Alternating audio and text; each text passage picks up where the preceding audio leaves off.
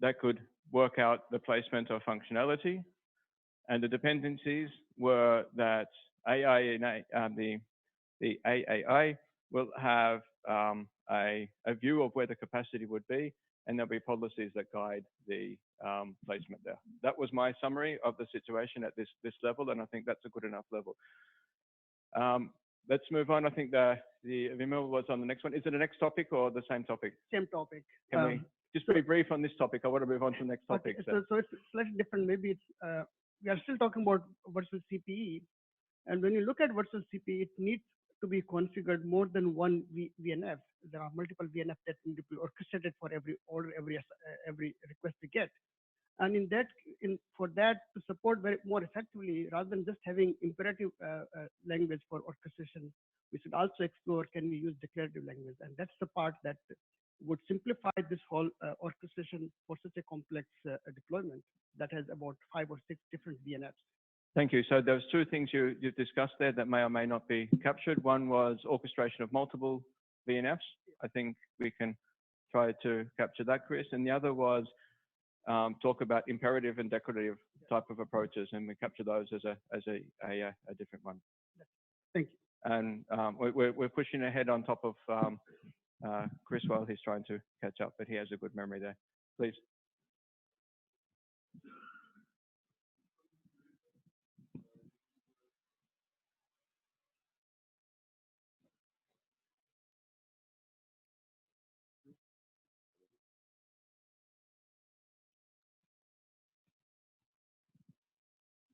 Okay. Okay. So for the configuration for the VCP, you need also to have that SO APC interface to trigger the configuration, which is not there yet today. So the configuration, so the phone was distracted.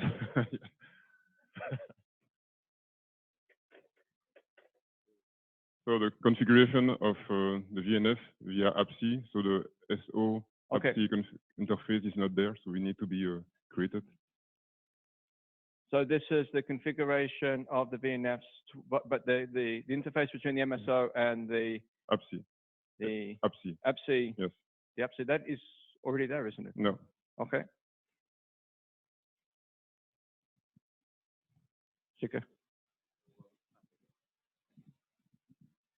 So there are 2 components missing from the open source, which is there are the platform orchestrator and the resource orchestrator. So we need to. Can you clarify the platform orchestrator? The platform orchestrator is the proprietary software that runs on top of the OpenStack that eComp or OpenEComp communicates with to basically reserve resources, authenticate against the OpenStack infrastructure in sites and so on and so forth, and to get the resource assignments.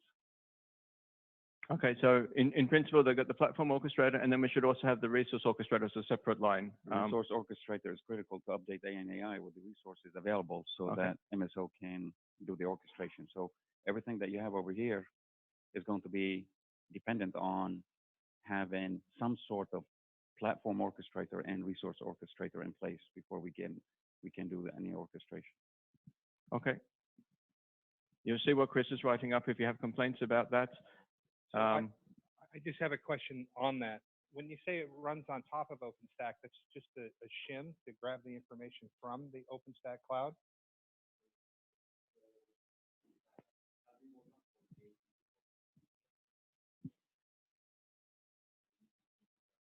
It's just an interface, right? Communicating to the OpenStack cloud, requesting the information from it.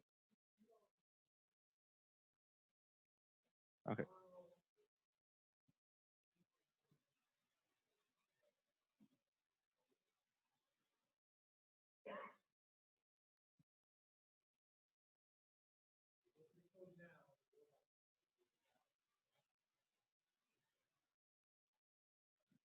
Okay, questions? It's 1, 2, 3. Let's hold here first. Same topic or different topic? I think it's different but same, okay? Same but different. Support for multi-VM, meaning currently we're talking about only OpenStack. I assume other cloud infrastructure and maybe part of PO need to be supported. I think, Chris, we can put support for multi-vim for now. The next question was, or comment maybe, was behind. Let me take the mic there. By the way, Mazen, can you give me a 20-minute call? 20-minute reminder?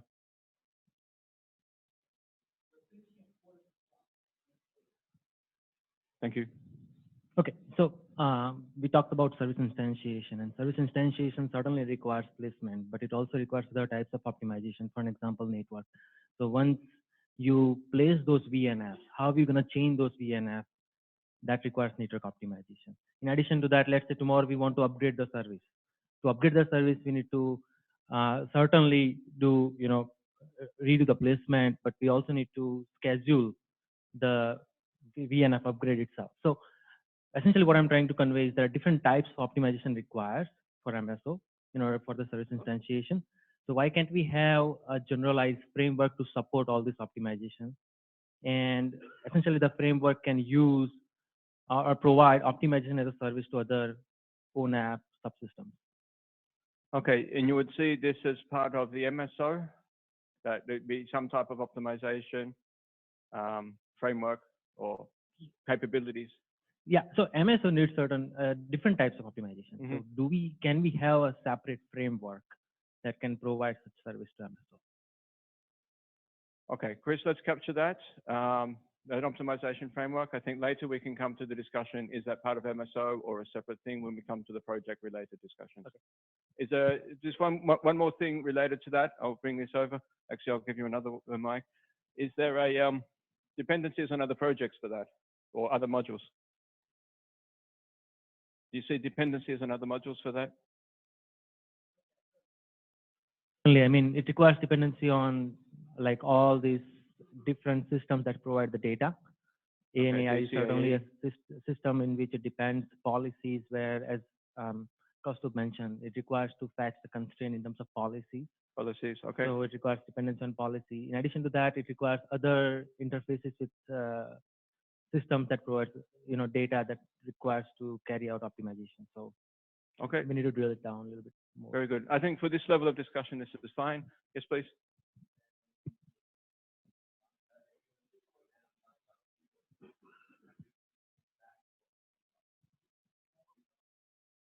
Okay.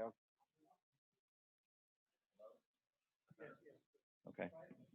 Okay, in the fifth line down, basically, it talks about a platform orchestrator and a resource orchestrator. I'm trying to understand exactly what is meant by the term resource orchestrator. I think you made that one. Yeah, I did. So within the current framework for Open Ecom, so any virtual resources that are basically deployed would have to be inventoried within ANAI.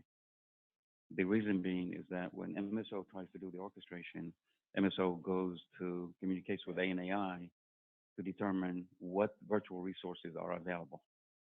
If MSO can't find available resources, it can't do the orchestration.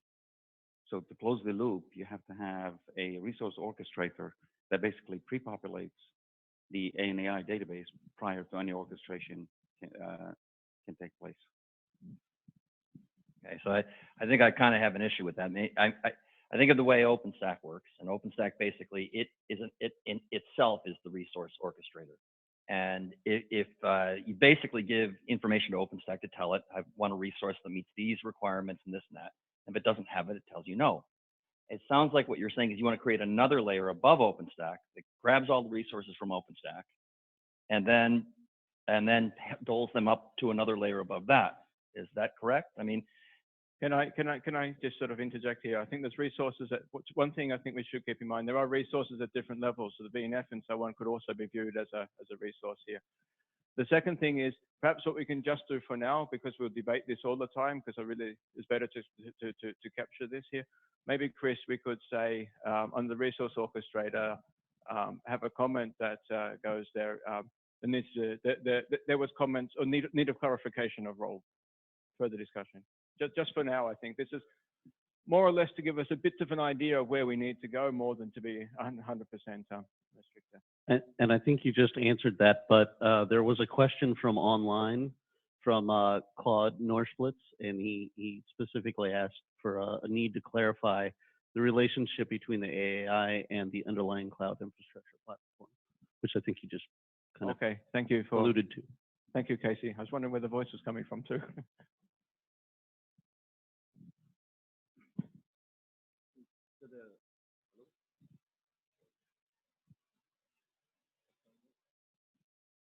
Sorry.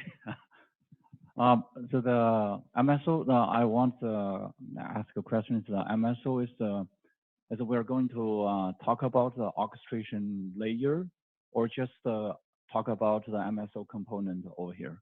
So in the previous meetings, so they have comments about the MSO plus the OpenO and the SDO, all these things, right? So some guys think the OpenO and the SDO is the orchestrator's functionalities. So I want the organizers and all you guys clarify. This is talk about the orchestrator layer, whole functionality, or just talk about the MSO component? I think we can be a little bit open on that. I would prefer to frame this discussion saying, okay, here we're talking about the highest level of orchestration, the top level of orchestration, and prefer to frame the other one under the controllers discussion, if that's okay. If you see other things, that's the way I would prefer to do it. But I think it's a little bit more about getting the ideas up here and then go ahead and seeing how we need to organize this, the work going forward. 2 questions. The order was here.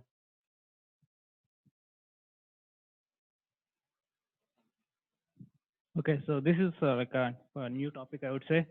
So how about MSO Federation, Service Orchestration Federation? That is something we have to capture.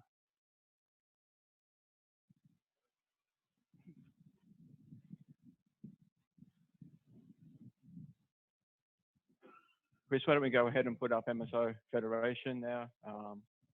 But can you say a few words about what you mean? Is that within one business entity, or is that across business entities, or what are you talking about? So yeah, when I say federation, like maybe like you have geographically distributed network. So if you want to, you cannot have one single entity, like acting as an orchestrator for all geographic locations. So you need federation. Okay, so we're talking about 2 things here then. One is scale, MSO scale. Yeah. And the other is federation if you have different scopes that you may need to do. Is that correct? Yeah. Can we put that down as to MSO orchestration federation, geographic distributable, and maybe we could put another one, Chris, of MSO scale, where it's a little bit the same type of functionality, but we're just replicating that for scale. If that's already covered, that's okay. We can comment that later. So can I? You have 20 minutes left. Less Okay. than 20 minutes left. Just want to remind everyone that we've got to drive it from the use cases. Okay, we can add a lot of features to MSO, but for every suggestion you have, is it why? Why do we need to have that to drive those use cases? This is not like a wish list. We should not be putting out a wish list here. So one clarification question before we finish this item. When you're talking about federation, are you talking at a flat level or are you talking hierarchical?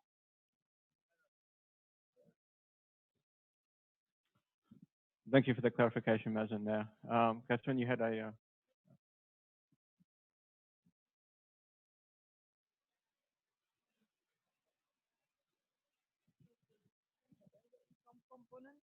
And if you look already at the Linux Foundation Jira, you will see there is an epic covering this aspect, because the release 1, the launch was not the purpose to address.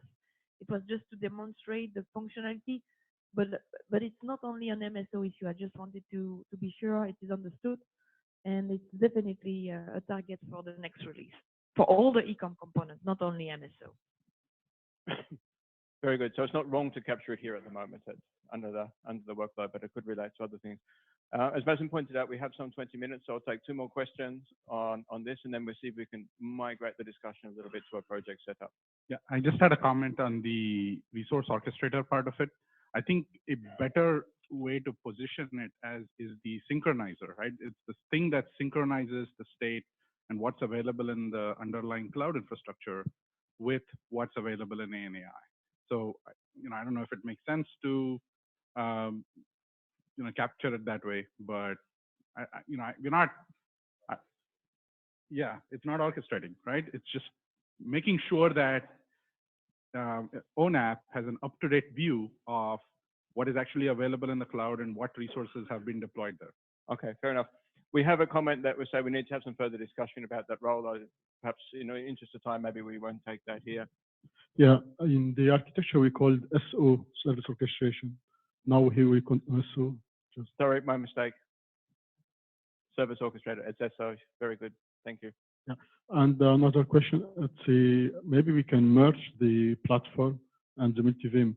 That means that we can have the same, doing this orchestration for the cloud resources, and not only dedicate to OpenStack.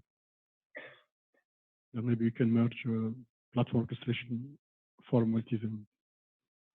Can we just capture that as a comment instead of spending time doing the thing? Your point could be valid there. Name it. 1, 2. My question here is about service chaining. So I guess for the VCPE, we kind of have a service chaining based on identity management or personality. So I think the service orchestrator should be defining the chain for each user, or So based on service chain definition. Yeah. Okay. Dwayne from Gigaspaces. I think this is the place for the healing and scaling of underlying components also, although I've seen it discussed as a separate entity in other discussions. Let's just put it down here. We can always, when we come It's to not, actually the, it's fundamentally not different from instantiation. Ultimately, healing and scaling, it can play a it's role all in the that. same So place. it can play a role in that. I agree. Okay. Then you're scratching your head now.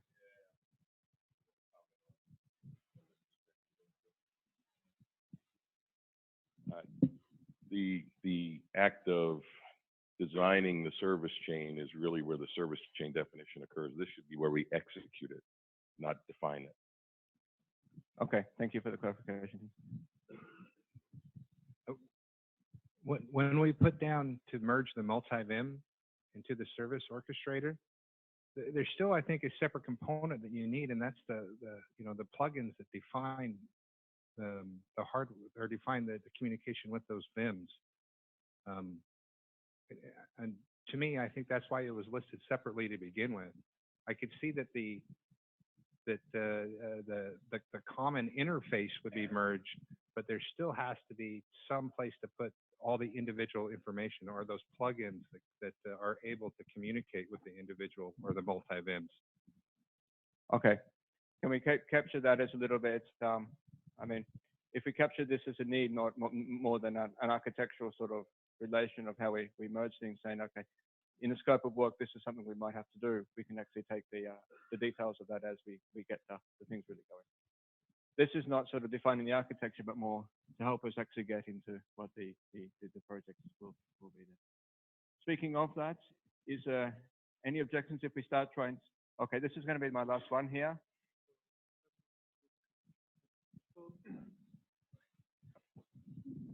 So if we want to merge the multi-vim to the platform orchestrator, so for example, if the VFC or C want to talk with OpenStack or Vim, how can they deal with it? I'm going to hold on that question. I think it's great to see the enthusiasm for how we actually get on to taking the discussions. What's stopping us from taking those discussions is having a project set up. So let's actually move on to what type of project structure we might start to need in order to enable these type of discussions.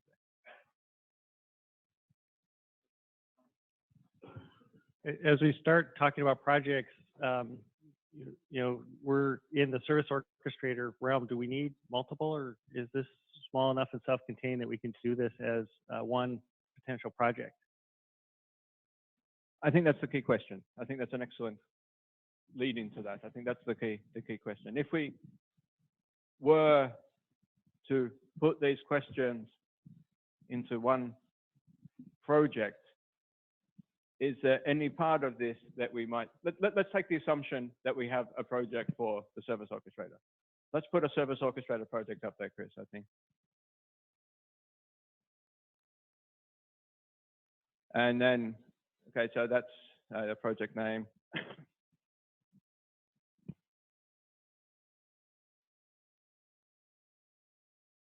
So for a project description, would it make sense to go for something like, I'm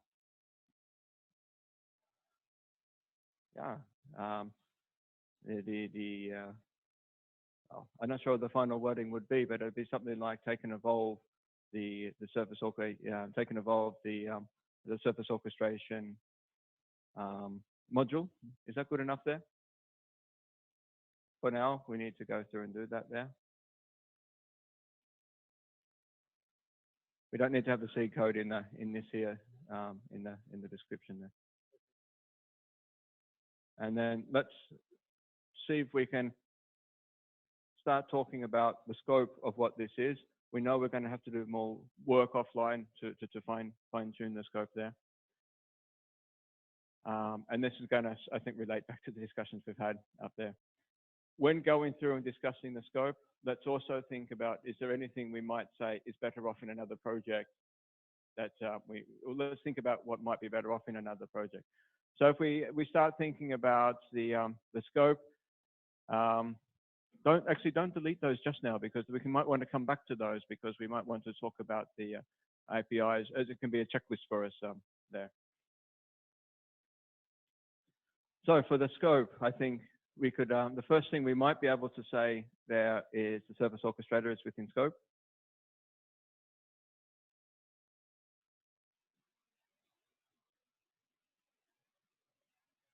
Then how much detail do we want to be? Because we had, for example, do we want to be so detailed to actually mention, for example, multi-vim here? I think multi-vim is should be shared across other projects, right? Meaning controllers might want to use the same microservice to interact with multiple VIMs. Right, so there could be two ways to do this. We actually have another project that contributes also into this, or we have this as the main project that another project that another project actually uses there.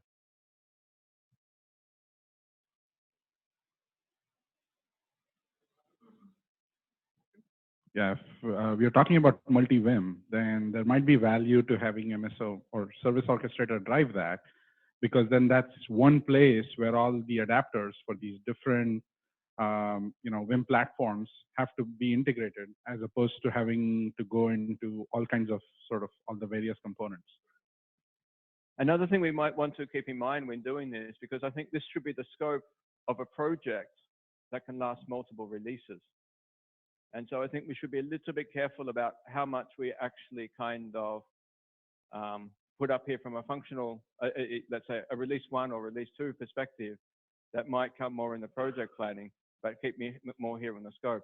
I think multi-vim is a good example because it's brought up the discussion, should we include that in this project, in which case we should state that in here, as opposed to something else there. So how about if we list this for now as a separate project or a separate proposal, and through the approval process, we could talk about this in relationship to the other breakouts, and figure out exactly where it belongs and how it interfaces with the other components. But at least since there's a lot of discussion here, why don't we capture it in this location, and then we can build as necessary. I think we should also include within the scope of this project the testing for this.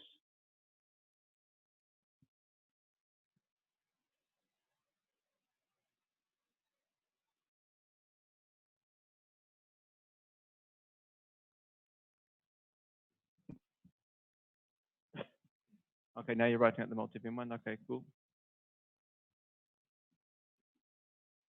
And we need the testing also up the top, maybe there.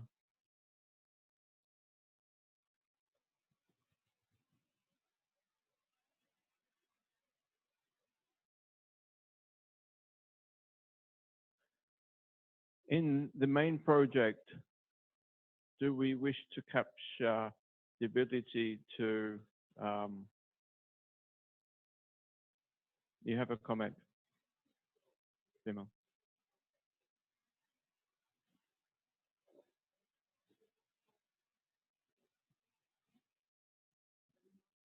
usually we mean the runtime environment. We also need to say what is the dependency on the STC to capture those flows and then pass them to the SO so that they can execute. So it's not, we can't just change SO and say everything will be fine. We need to either put it as a dependency or keep it as part of this project. So you raise, there's a dependency towards the service design and creation and a dependency towards the modeling. Yeah. Thank you. Catherine?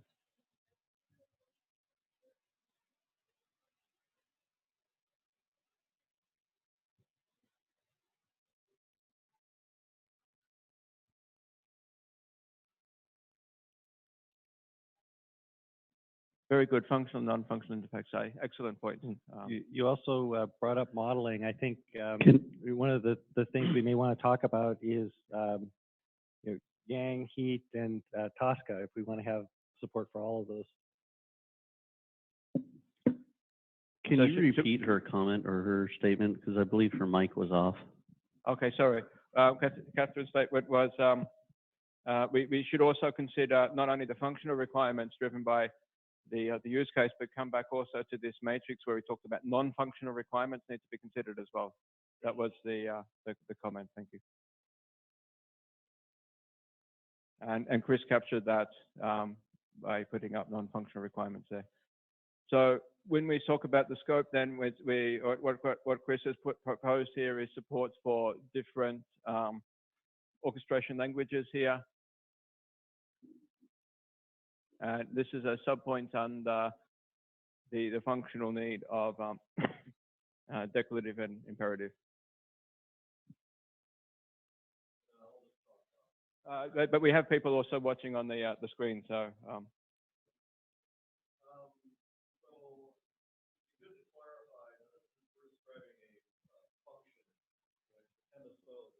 We're describing the MSO as a function of the architecture, not an implementation. Or are we? Okay. We're trying to start the embryo of the description. The first part was talking about the functional requirements. Now we're starting to say which projects do we need to go ahead and define. And when we define those projects, it really be delivering hard artifacts. That hard artifact could be a document, it could be some code.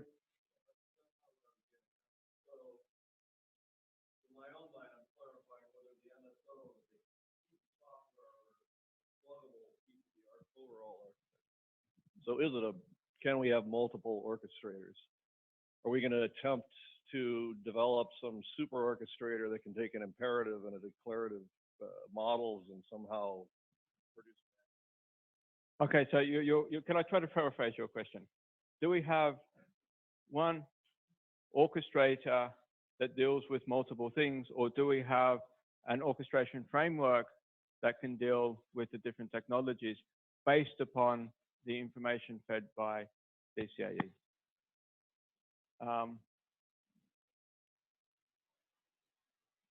Chris, I think we perhaps need to sort of just capture that a little bit as a question, and maybe just under the comments on a blank line we could put, is this a framework or is this a sort of multi-technology, a single multi-technology orchestrator? I can't answer your question directly here, but I think it's worthy of debate. Neiman? Before you do that, just one comment on the last point about the single multi-technology orchestrator. It would come down to some respects about who proposes projects.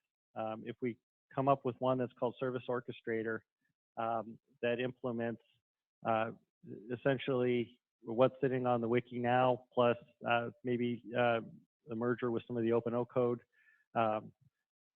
as you know, a project, and someone else wanted a competing service orchestrator, then that would be a separate project proposal, and then it would be up to the TSC to decide whether to approve both or just one.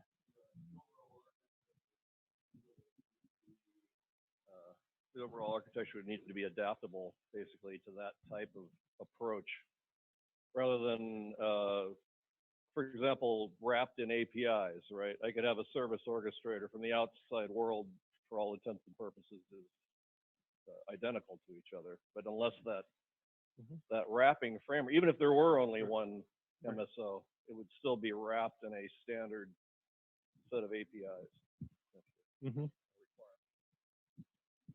I don't know if this is the scope of this use case or generic one, but I think we should have in the scope of this orchestrator, like monitoring the orchestrator itself, the health check, and maybe determine if we need another orchestrator for recovery or in case of failure. Can I add Yeah, okay, so it's putting in the functionality from here, and under the scope, that could kind of come under non-functional requirements.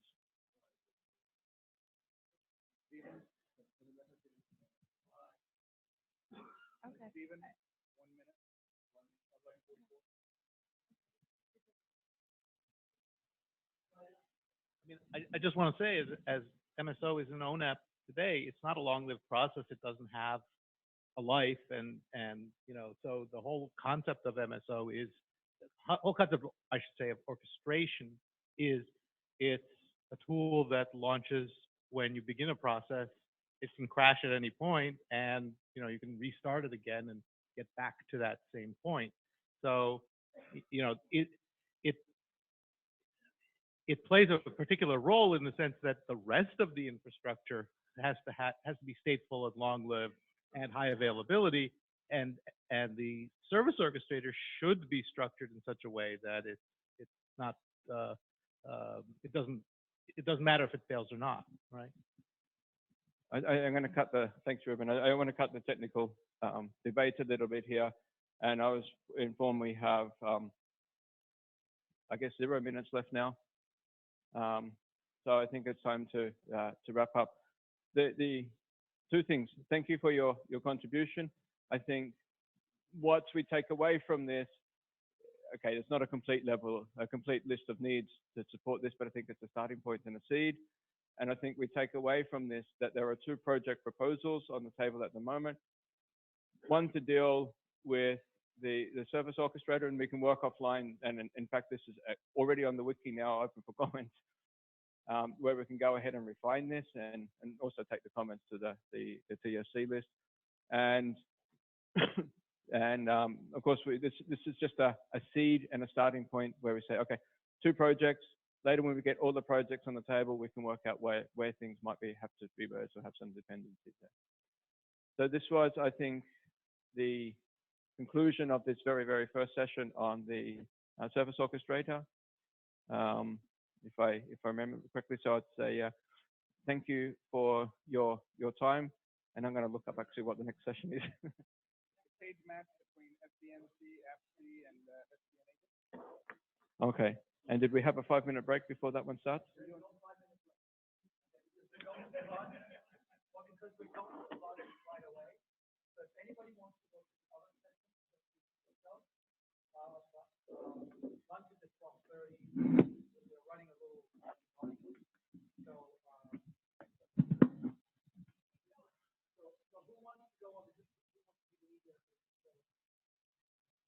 So you're leaving. So yeah, who in the TSC is staying into this room? Stephen, are you staying here? I'm staying here, yes. Are you mediating, or or are you leading conversation? I can try to mediate. Let me.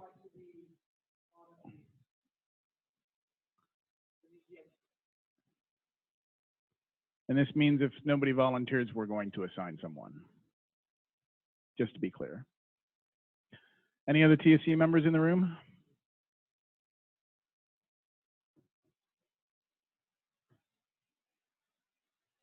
Vimal, can I bother you to do that? Thank you. Mediation. Yes. So are you going to lead? Yeah. Yeah. Well, I'll get this one.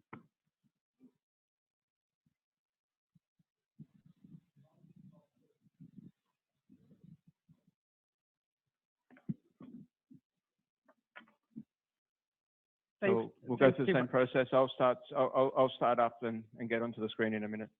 Thank you.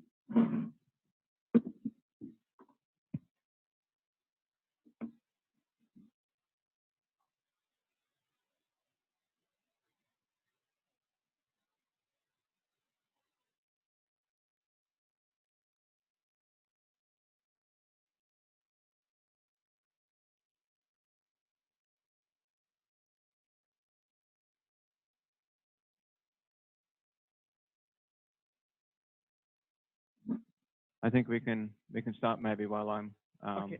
Uh, Thanks, Stephen.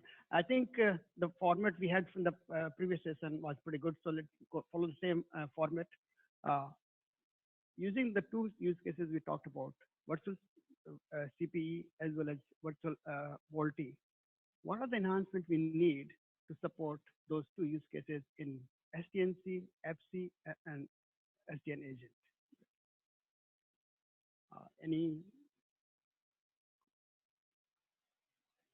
Anybody want to start?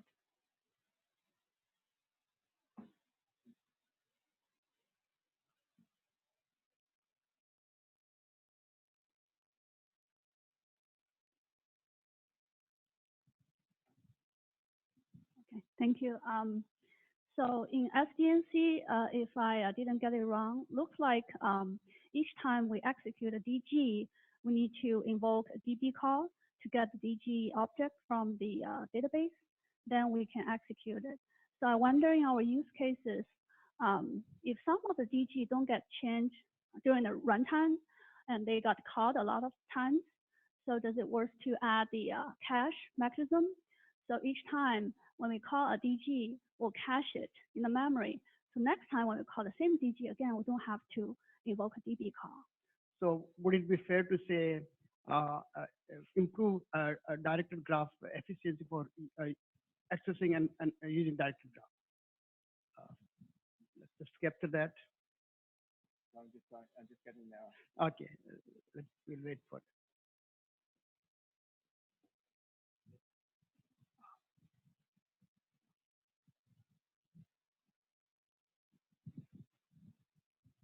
Richard Tobetsky from AT&T. In case of caching directed graphs, the question is, how long would you like to keep it in the memory? How would you manage time of lifetime of the directed graph in memory? I mean, at some point, the directed graph would be basically unused for a long time, and you would pollute my memory this way.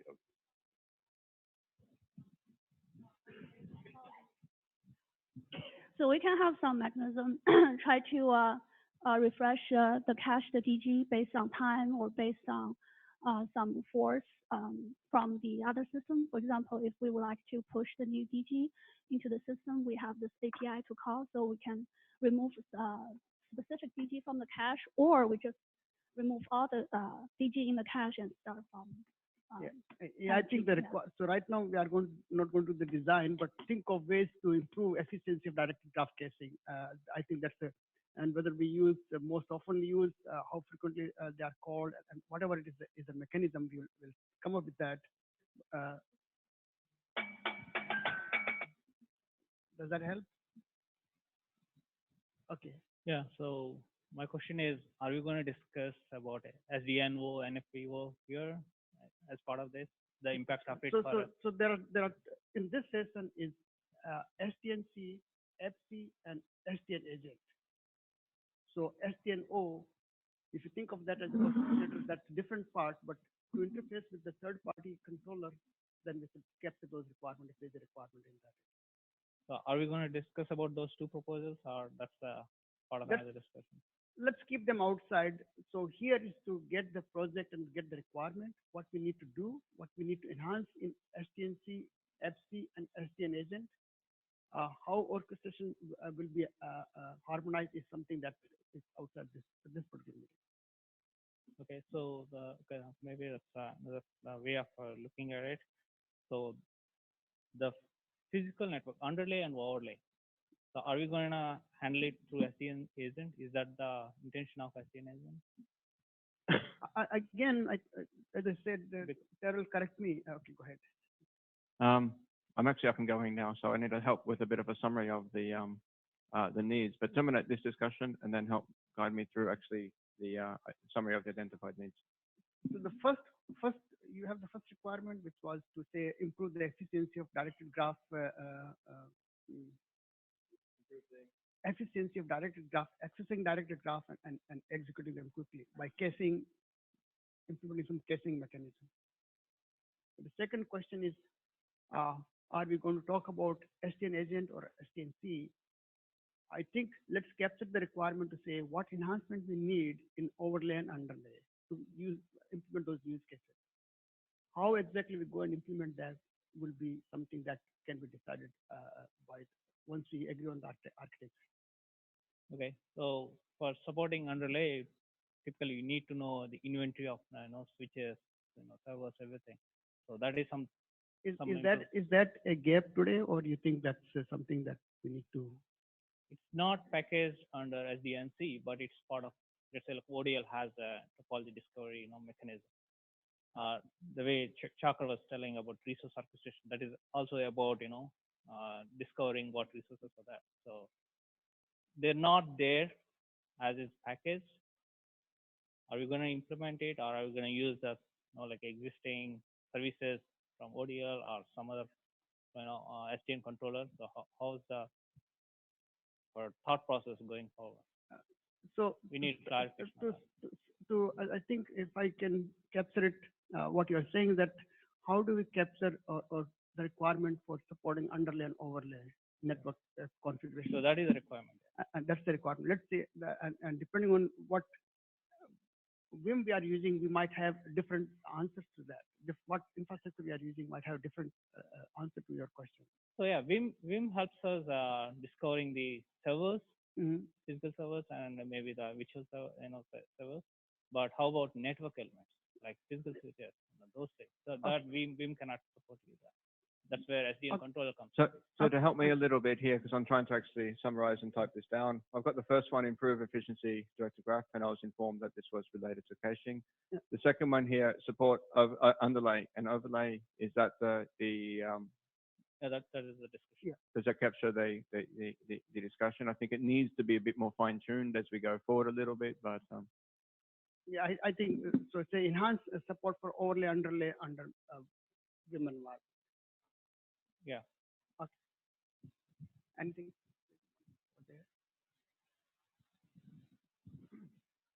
I think one thing is required is to define the interface that the SDN sees exposed to its northbound, and how the orchestrator will know to call this API or the other API of the SDNC.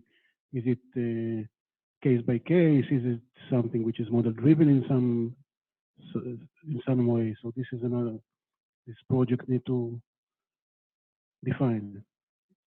So do you think there are some gaps in the current SDNC and SO interfaces that need to be enhanced to support these two use cases? I think we are again focused on two use cases, and I'm trying to capture the requirement to support these two use cases.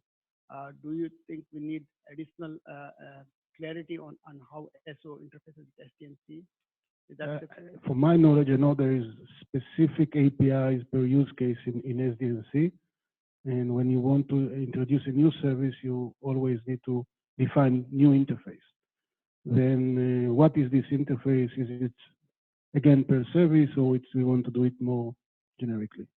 Okay, here, I understand your point then. Here I'll just, I'm trying to capture this as a need, and the need is to have the interface connecting to the rest of the system, if I put it that way. Yeah. I can sympathize with your point of view that it doesn't have to be, let's say, server specific from that point of view, but I think that's not something I can go ahead and capture as a need. I think it's sort of, when you come into the work, we have to decide that's the right way to do it or not. Thanks. Yeah, I think as the SDNC is based on Open Daylight, and I think it's support of underlay and overlay. It's something kind of extension. Maybe we can add it's layer 2, layer 3, and 1. That's what one of the use cases mentioned, that we need to also manage the one network. Can you, sorry. Layer 2, layer 3, and 1. Layer 2, 3, and 1. So this should be support for overlay, underlay, an extension, a clarification of that layer 2, layer 3, and 1. Yeah. Okay, thank you. Thank you. Right now, the SDN architecture for eComp is having like the local SDN and then a global SDN. So I think we need to define a generic requirements for both from interfaces and scopes. So if another operator want to use another SDN controller, they can. So. For these two use cases, do you see a need for another SDN controller, or that's a generic requirement they are looking at? I think this is like what we have right now is we have the local SDN to manage the cloud resources, which right now I think it's using OpenContrail and it's working with OpenStack. But what we need to define is an SDN local for any infrastructure, maybe OpenStack, VMware, or any other infrastructure. So I'm looking into generalization of the SDN controller framework. If someone want to use another infrastructure, maybe another open source like ONAS, they can do that. So let me see if I can rephrase your requirement. Enhance SDNC to support Vim environment, multi-Vim environment. Yep. Yeah. That's Okay. correct. And enhance the SDNC to support multi-Vim environment. So it's not just OpenStack, but could be any other environment.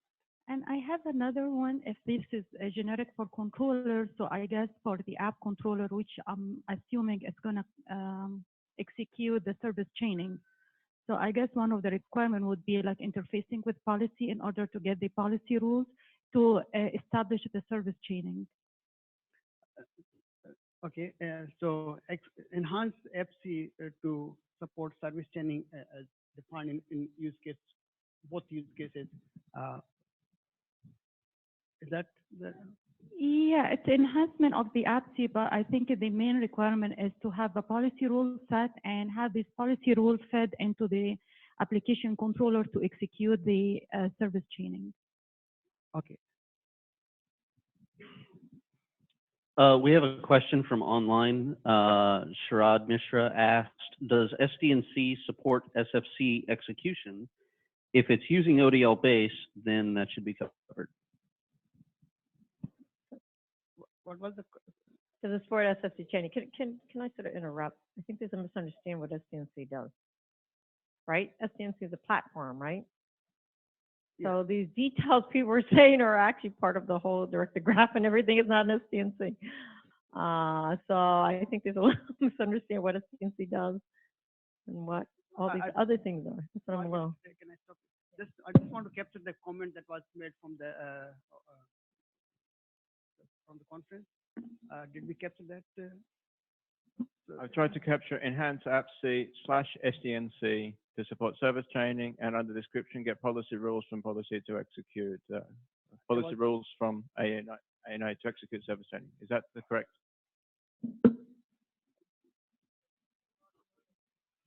Okay. So you're online. I mean, capture the online. Yeah. Do you have any other? Well, no. I'm just saying. I think it's a little.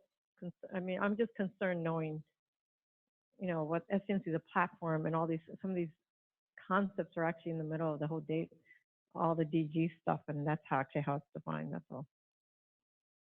I'm just. But I think maybe you have a point there. I think we should actually capture the dependency to the modeling. If the yeah. There's a question in the back.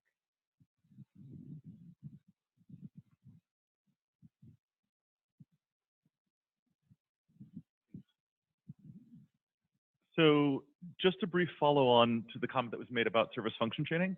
One of the options that's available to us is because SDNC is based on Open Daylight, it comes out of the box. I think this was a comment from online as well, with an SFC implementation that implements the IETF SFC model and that has southbound plugins that render to a bunch of different ways that you might actually carry out service function chaining. Ranging from netconf-yang to OpenFlow to any number of approaches, depending on what's actually there and available to you. So is the requirement should be to, do you see gaps and say we need to enhance SDNC to provide more adapters to support this, these two use cases? Is that so I'm not articulating a requirement, just pointing out that we're probably 3/4 of the way there already. That's right, and I think it's fair to capture saying that enhance enhance any additional adapters needed to support these two use cases. Enhance FC/STNC to did I capture your requirement properly? So, Okay. yeah, I understand. Can I clarify? Actually, we should not confuse STNC with ODL. My understanding is the STNC only supports a subset of those functionalities of ODL. I don't know if you want to. So ODL is a platform, Yeah. and I just want to capture requirement. ODL is a platform. STNC is based on ODL platform.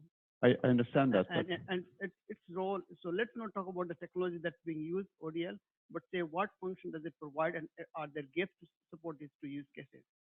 And what we have captured here are what are some of the enhancements we need to support these two use cases. I didn't see the geo distribution support. Is that already? Okay, it's not there. So let's support. Let's say again the same question we had in the previous session to say support geo distribution and scalability. Yes, I have a question. I'm more interested in to know the more use case about how to use the direct graph. So that is one thing. The second thing is for the DG, basically besides define the workflows.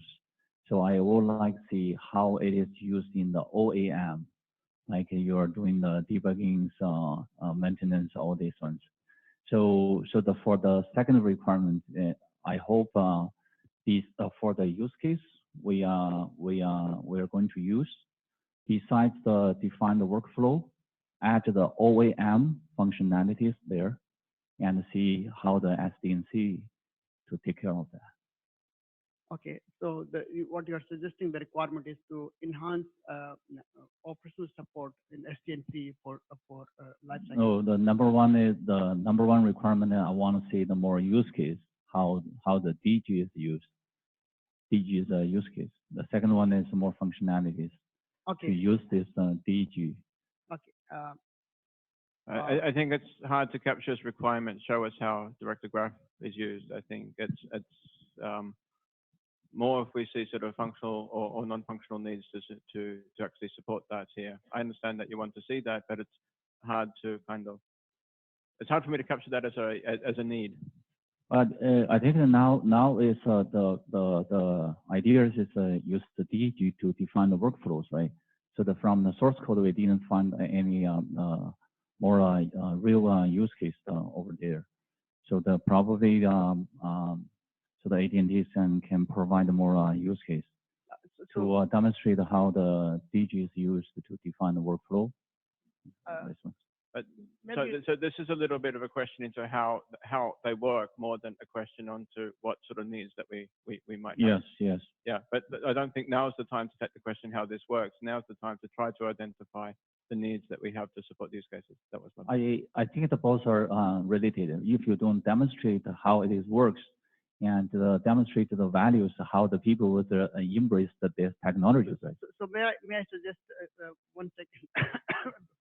So is it fair to capture that provide a best practices guideline for designing DG, or that's what you're how do you design DG? Or okay,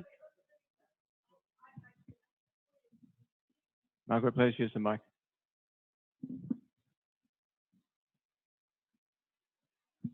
I will help Patrick here. So if you see a DG, because I'm telling you by listening to the questions, I don't think people appreciate how this fits together. When you actually see a DG, even a more complex DG, I think you start seeing how everything ties together better. That's all. And then from there, you have a better sense of whether the need is covered or not. I think that's the point. I think, yeah, so provide some guidelines on designing DGs and best practices. No, it's not. It's actually going through a more complex set of DGs, which then I think makes you understand better how everything fits together. So let me understand Let me just, the point is that the reason we're doing these use cases, right, is because we don't have use cases in the ONAP repository which drives the creation of DGs, meaningful DGs. They're too simple. I think I'm saying the same thing as Margaret is, that just doing this is going to create additional DGs, which will satisfy the need to have better examples of how DGs work. Okay. That's all. So, So I think, but but it's a separate thing.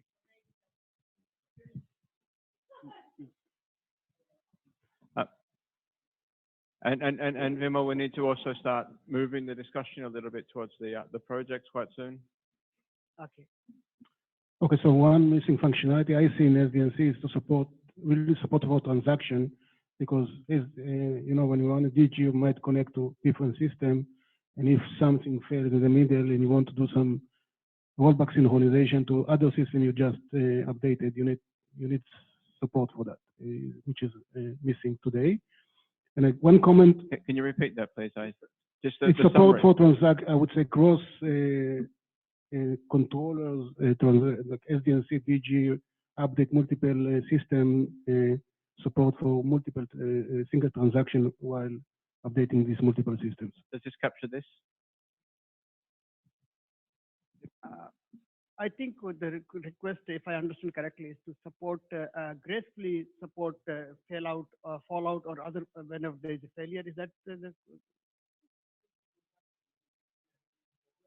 yeah, rollback and support transaction. Yeah. Okay. Okay. My question is that let's think about the use case of the VOLTE. The VOLTE, and we introduced the IMS and EPC. This kind of VNF is very complex for config. So my question is how to and leverage the capability of the third party or the vendor EMS to this system. I don't think the FC can configure all. Okay, one thing here, I think, because there's another session on the VFC, and maybe it could have been here, but there's another session on that might come into that requirement. However, what you raise, I think, is actually important to capture here, because we need to be able to do the configuration of the IMS and the IMS and the packet core nodes. I think that's the requirement we should capture here. Okay. So, Stephen, you had a question on how do we go to the project, or? No, I was just sort of thinking we now have, say, 15 minutes left of this session. So it's probably now time to migrate the discussion towards the, how many projects do we need? What projects do we need? Any suggestions on how many projects and how we want to divide this work into, or frame this work into a project or multiple projects? Okay.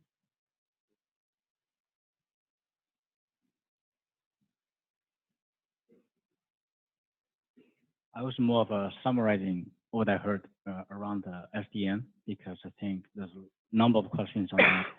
One project, I clearly see that we can make a proposal is around a local SDN controller that allows the current SDNC to be able to take advantage of different SDN controller and a different overlay and underlay solutions.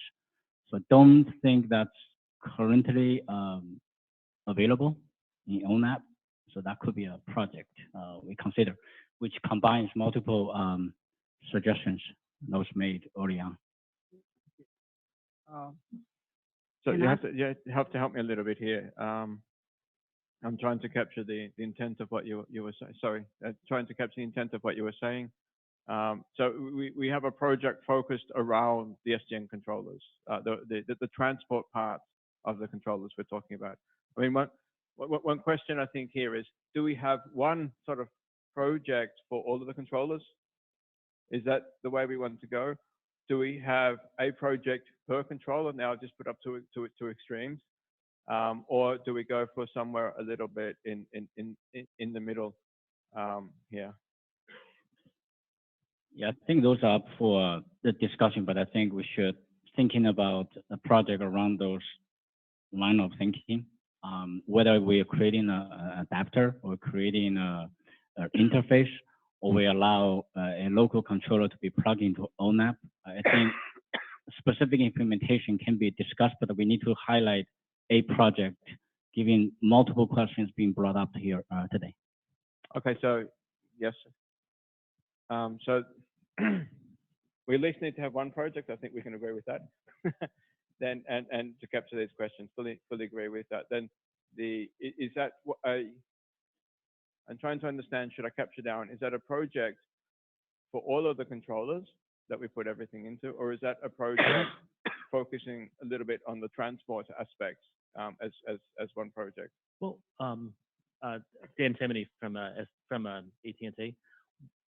One comment I kind of wanted to make, I guess this is echoing a comment Margaret made before, which is you have to remember that the SDN controller, there's part of it that's the platform itself, right? So some of the projects we're talking about, if we build at the platform level, can be leveraged across controllers, right? They could be used by AppC, they could be used by VFC if VFC was based on the SDN controller platform, it could be any controller really.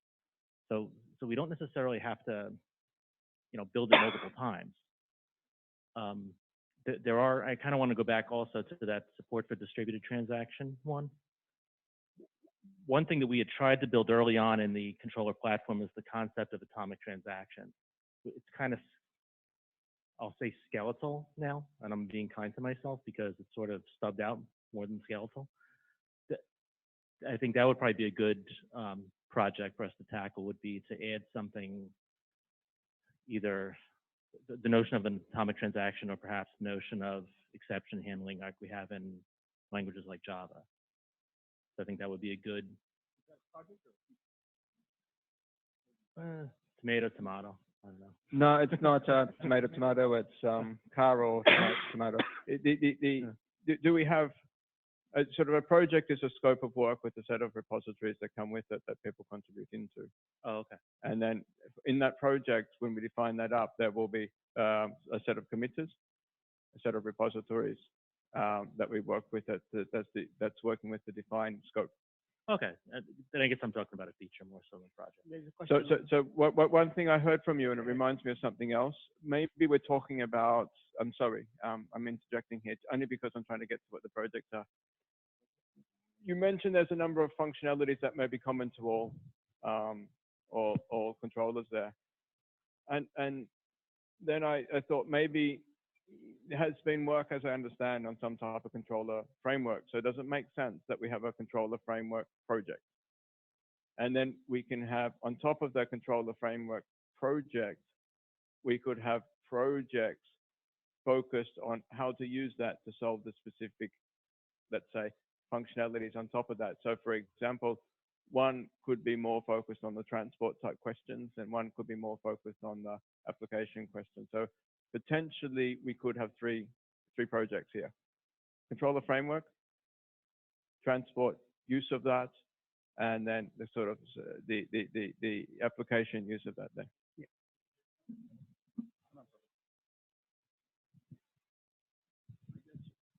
Today, STNC, we all know that it's based on ODL, yeah? The question is for the community, if you want to expand that, bring, I guess, Nermin mentioned like owners or some commercial controllers, is that we are ready as a community to expand the scope of the controller? What do you, Again, I think this particular session was focused on, for these two use cases, what do we need to do to support those two use cases using SDNC, FC, and SDN agent.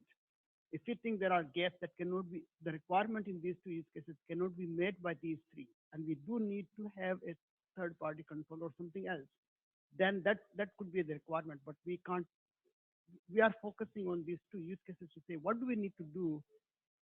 One extra clarification there, if I may.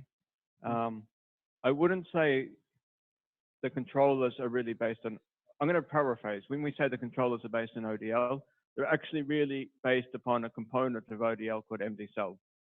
Yeah, that's okay. I'm talking about a new network stack. A new network stack. Yes. So well, yeah, whatever name you use, is the question is today, we are here as a community. Do we want to stick to whatever SDNC is based on today, or we want to bring proposals to add new network stacks based on some other platforms like ONAS? I'm also trying to perhaps trying to interpret that.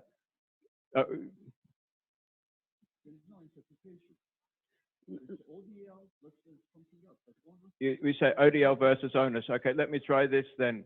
Why I have the confusion. Since the controllers are based upon MD cell, are you saying we actually have the controllers based upon something from onus, or we saying that we actually control other controllers that are at another level? I'll give you an example. Like look at OPNFV. Yeah?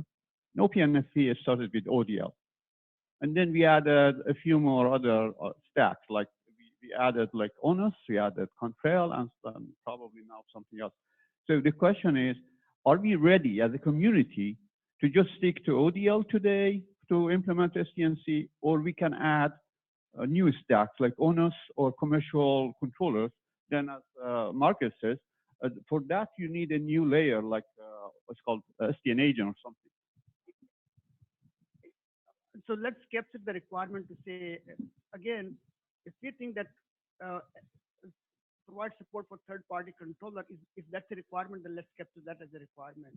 I think right now we are discussing more of what are the projects that we need to support to meet those requirements. But we can go back and add that requirement to say, explore this need for support third-party controllers. I think there was a question here. So actually, I think these are all related. I would say, like, for anyway, we are saying underlay, to support underlay, we need SDN controller, right? Yeah. So that also plays into the same thing, like we need hierarchical controllers. There has to be one super controller and there has to be a local domain controller. Yeah. So when you say the local controllers, it can be ODL or it can be a third party, like a controller. Yeah. So if we take all these things, you can put it as one project. We can define APIs between local versus super controller.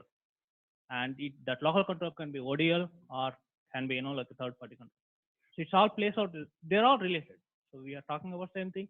We need that because we don't have the current one. There is a gap. We don't have support for underlay. Okay. Underlay and overlay. I think we captured. I think Stefan captured three things. But say, what do we need for the controller framework enhancement? What enhancement we need in the controller, like in the SDNC controller to support third-party controller? Those are the requirements we captured. That could be the separate project. And the third project is what are the enhancements we need in FC. Yeah, so yeah, that third party, that's the project we are talking about. There we can do hierarchical as well as third party controller support. I think we have a requirement for that. I'm just trying to work out which projects to actually. Can you make it as one project? That's my question. Can we make everything as one project? No. Multi-controller support, hierarchical controller support, third party controller support. That both requires, a standard API. Yeah. There was one in the back. What would be the name of that project? Support for third-party controller? Or maybe SDN Controller Federation. I don't know, our hierarchical controller. I think, yeah, maybe the SDN agent probably is a better word. You are already using it.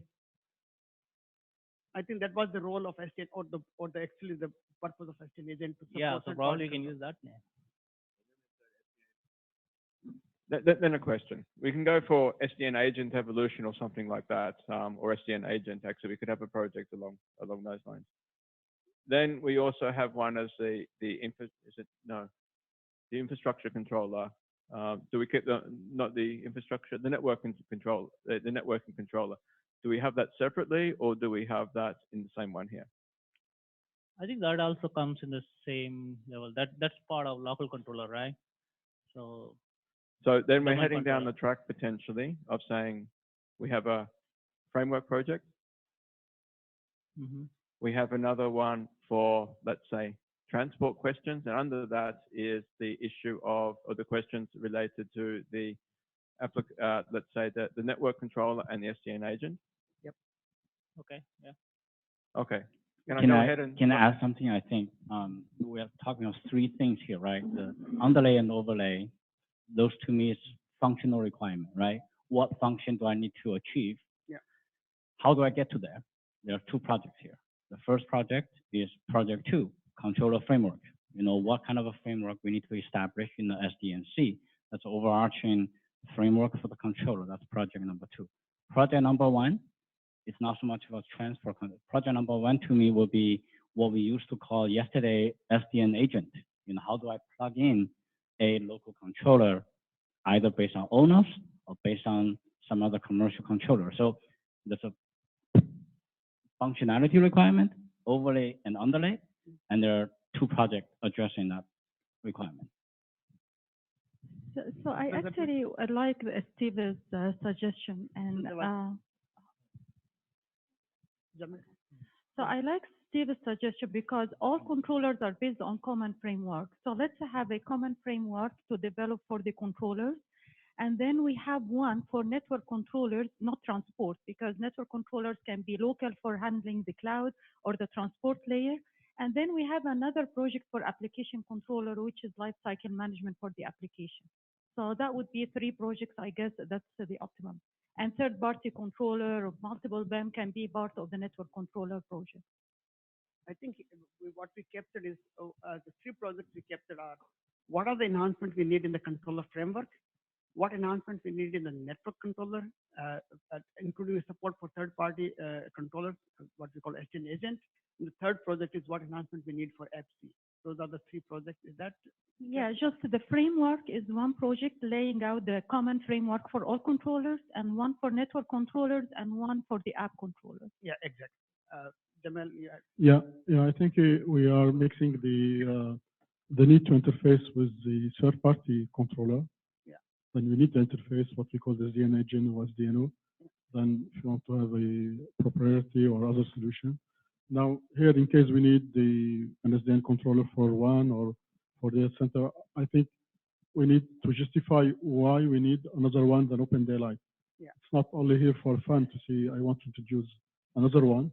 Yeah. Because I don't know. If there is a justification to say, yes, I'm introducing a new one, I don't want to name this controller. Because this controller, this open source controller, they have this advantage, then we can say, yeah, why not? Yeah. But it's independent of the hierarchy. We can have SDN global, SDN local, FC, but based on the same open source solution, yeah. which is my understanding in eComp, it's Open Daylight. Yeah. And also, during the OpenAV meeting, the Linux Foundation and ARPIT said that we need to converge on the one SDN solution.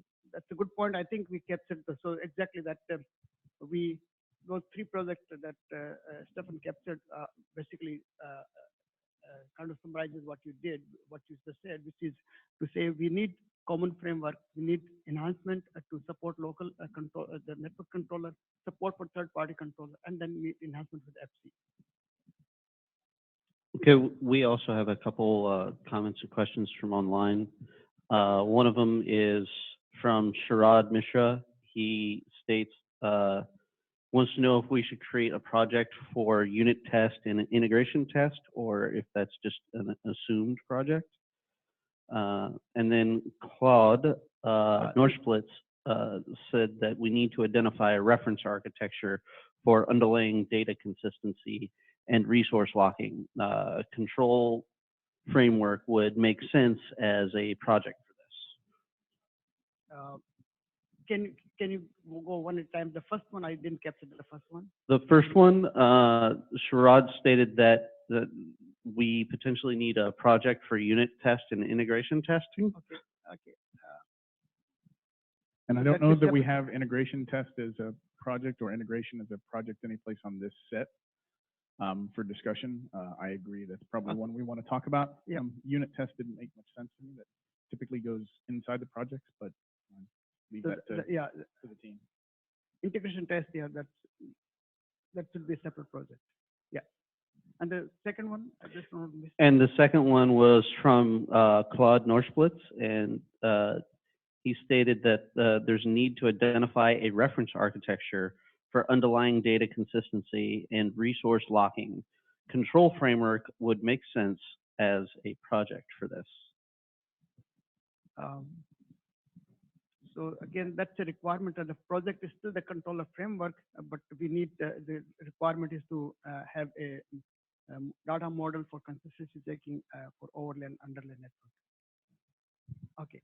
Again, any warning, we have 2 minutes left. 2 minutes, one more question maybe, or one more comment on the project. So just one thing there, I also captured, based upon that question, I've put up a project around testing integration.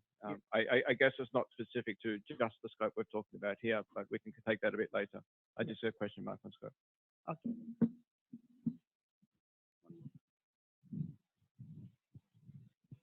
While Phil runs over there, just FYI, the lunch is going to be right outside here in the demos back there in the multipurpose room.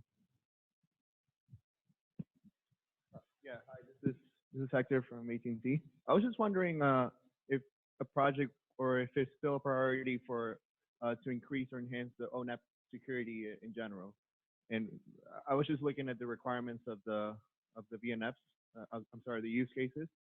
And I think both of them are looking at, you know, to enhance or make the ONAP security more robust in general. So would that be a project? So there's a separate session for common services. If you think security could be used in that, that's fine. If you think there are enhancements we need in these 3 modules we talked about, SDNC, FC, and SDN agent, for security, if there are security requirements, then let's capture those. I don't want to create a separate project, a security project, just within those 3 modules. That should be part of common services project. Okay, makes sense. I think we are out of time. Thank you. Unless people have any other comments, please feel free to send your comments through Wiki. Or Try to capture on the VFC. Then we phase out of the sort of the needs collection discussion and start going into the project discussion here. Okay, so we started with the 2 use cases. We've got the virtual CPE, and then we've got the virtual VoLTE with the IMS and the packet core underneath there. We showed a little bit of a distributed architecture that came up in those particular use cases now. When we come now into the needs for the virtual function controller, we need to now capture what those needs might be. Who would like to actually make a start at suggesting what those needs might be? Norman, is that your hand up, I see? Yes, look, 2 hands up. Lingley.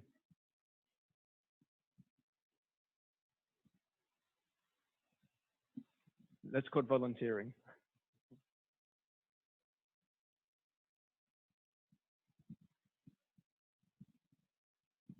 So Steve, I guess the first requirement on the VFC is to interface with MSO. So that's one thing that we need to have. In the meantime, also we need to have interface or interaction with ANAI. Very good. Can we capture those 2 as 2 separate lines here? Very good. So interface with MSO and interface with A and AI. Thank you.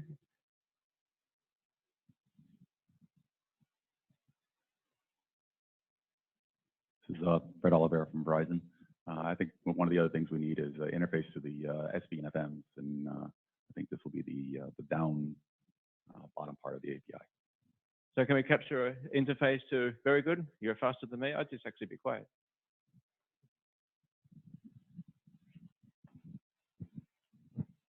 Interface to APC, right? Because one of the lines drawn in the morning was between VNF controller and APC, right? Can we do the following for that? Can we put down interface to APC?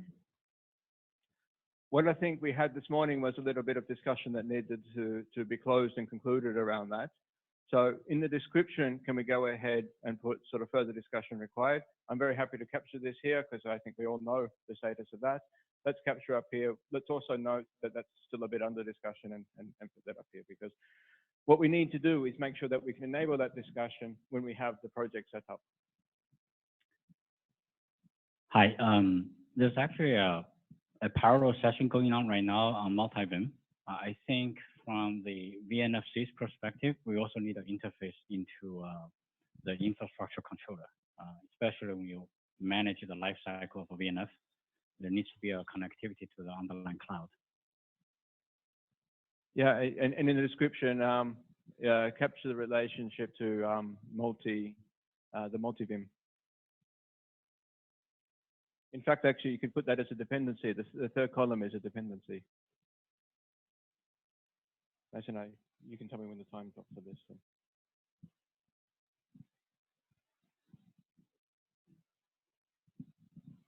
Do we? Oh, sorry. Very good. That's a. It's not a requirement, but it's actually a question for clarification on this interface to FC. Do we know that the content of the VFC?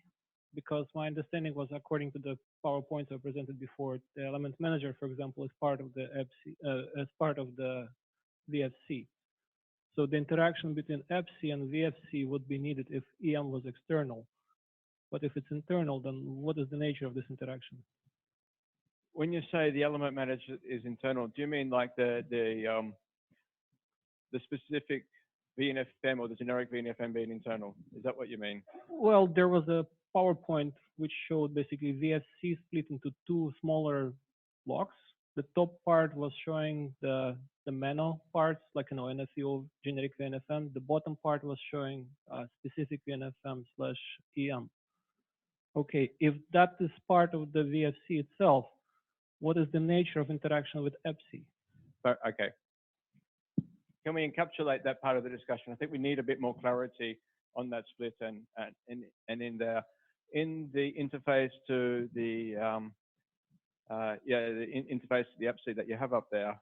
We're part of the further discussion required. We need to go into, if we have that, what's the functional split or what's the functional responsibility between these two then?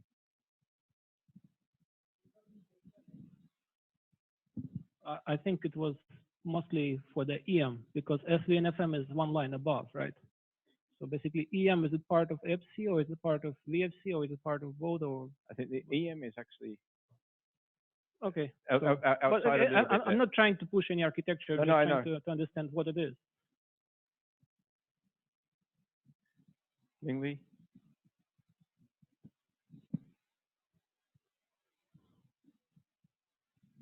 I think you are referring to one of the slides that I showed yesterday. And actually that box says EMS driver instead of EMS.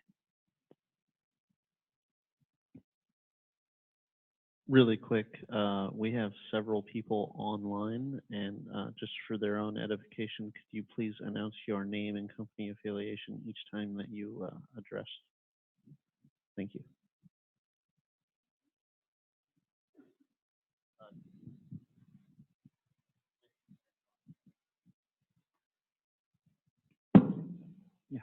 And Yue from ZT, and I propose we add a full life cycle management of network service. I think it's the key functionality of the VFC. It's in the NFVO domain. I think that's, yeah, that makes sense. That's coming up here. And I would also say some of these also relate back also similar requirements actually to the EPSI itself when it comes onto that as well. So that makes sense.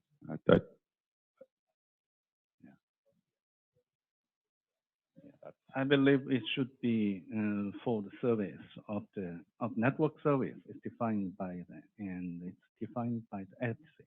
Yeah. So I would say that we actually need a functional decomposition of what are the responsibilities between the SO and the VS. So which lifecycle management actually is processed by which? In the dependencies, we could perhaps go ahead and put the SO and as the service orchestrator as a dependency here, and capture a little bit maybe we have to discuss the split between them there.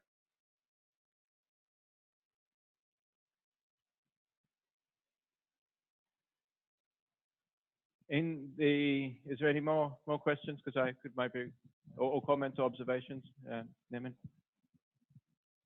Sorry. Can you hold, check it 1 second.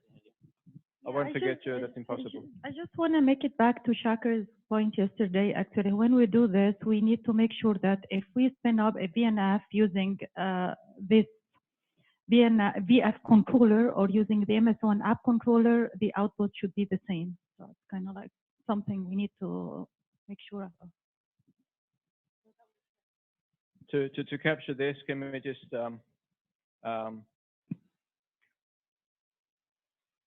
leave a blank one here and move to the second column so we capture a comment that's let's say alignment with APC regarding execution outcome. Execution outcome. Orchestration outcome. Thank you.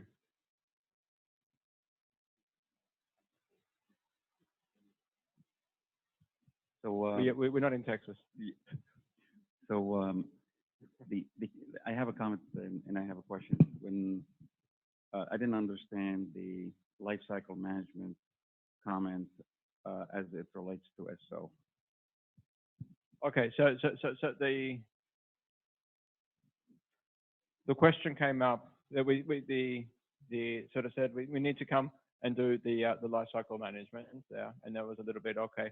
What's the and actually it was sort of, I think initially started there, we need to do the lifecycle management of the network function, and then the question about the service comes up, and I thought maybe it's a good way to capture the relationship between that question and the service orchestrator.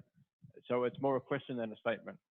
Okay, so if we could do that, please, just put a question mark there, so to make sure that's not a statement, because it may not be relevant, but we just leave it there. The other question that I have or comment is that within the VNF controller, I think we need the flexibility to specify the VNF-M that should be part of the VNF controller. When you say specify the VNF-M, you mean there could be different VNF-Ms and that we need to specify which one, or just we need to include that functionality? We need to make sure that the functionality is okay. The interface down to fine. That's fine. That's fine. Steve, do you also need an interface to DCAE for collection of events and the general service assurance capability? We do. I think we should capture that. Where's the?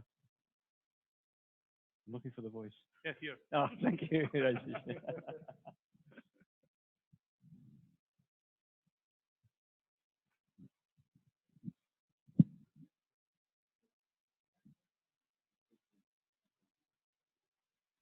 We also have a question online. Can we hold that question online for one sec? Actually, we have Sure. Just a clarification on this point here, and then we'll come to the question online. I'll call you out. Is this correct? What's been asked there? It states flexibility for well, I should say for a specific VNF-M being part of VNFC. Can we strike this S because it's VNF-M in general, right? Okay, thank you. The second point before we come to the online question was, it's already been brought up, interface with DCAE. Thank you. Online question, please. Yeah, the screen. Go ahead, Sharad.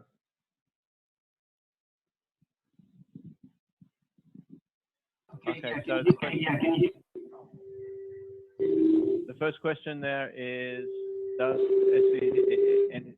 the specific VNF-M cover element managers?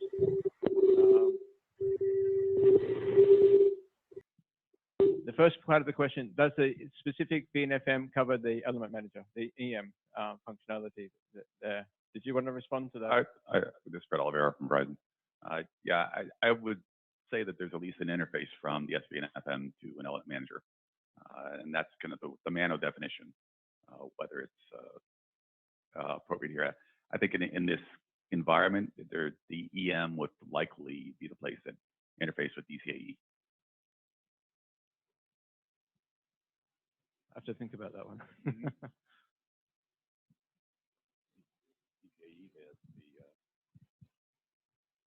No, let's keep that outside. It might be true, but the element manager itself, I think, is outside the scope in a way. So I don't think we need to include it here. The second part of the question, if we can move on there. Sorry, Jamil? Yeah, it's the alignment with the EPSI regarding orchestration outcome. We need also to align it with EPSI regarding the VNF onboarding, VNF guidelines. I think it's a fair point. We need to. And also for orchestration, why it's also it's only outcome. Can we start from the SDC, or only we are looking to the outcome? It means should have the same SDSC for, or only. Got your point. So there was 2 points you sort of brought up, that we need to line with the VNF guidelines. That's now captured. Okay. And then also from a service design and creation point of view, there should be a line. I think that's a good addition there.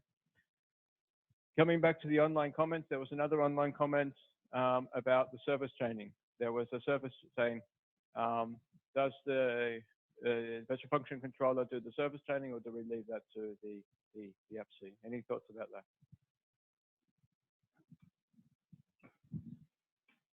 I think the service function training should be included into the WFC as an important requirement.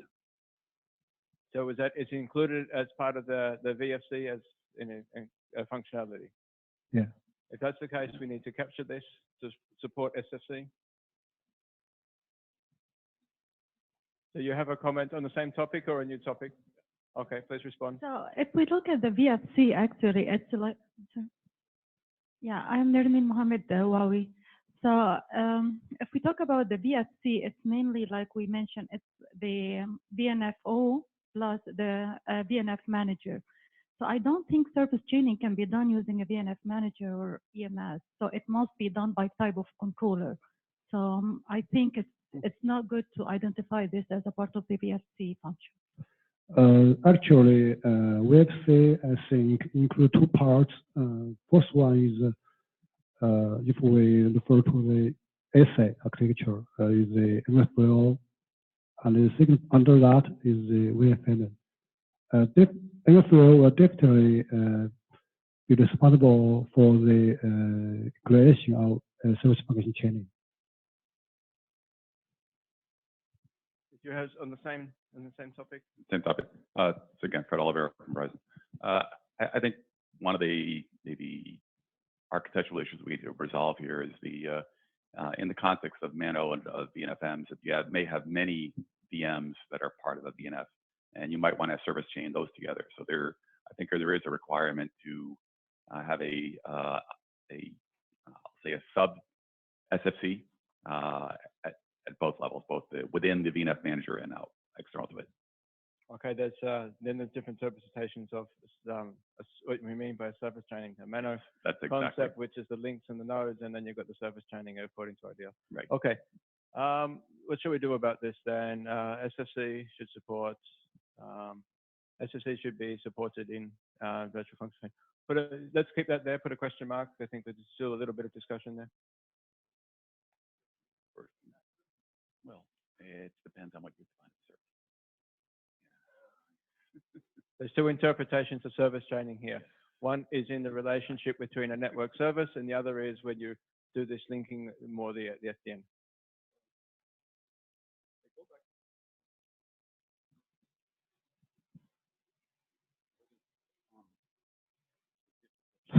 Okay. I guess we are confusing again the lifecycle management versus the controller for stitching different VNFs together. We have to draw a clear line between the job of the controller versus the job of like a VNF manager. Okay. Whether you call it VFC or something else, that doesn't matter. We are talking about the controller function versus the service layer orchestration versus the lifecycle management of individual VNFs. My understanding, I was heavily engaged in developing the NFV architecture. My understanding is that if you talk about the lifecycle management is clearly in the purview of the VNF manager, but when you pass all the information from the orchestration layer, maybe VNF manager layer, down to the VM or a controller, any sort of controller, then the stitching part is the job of the controller. We cannot really confuse. That's like crossing the line. The stitching part of that VNF, based on the VNF forwarding graph, that is the job of the controller. If I'm wrong, please correct. I don't think I'm wrong, but I could be wrong. That happens once today. Shika, please.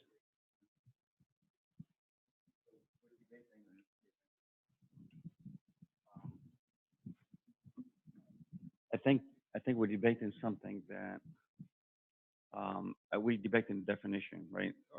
Between the controller and the orchestrator. We did it yesterday, right? But I think we better focus,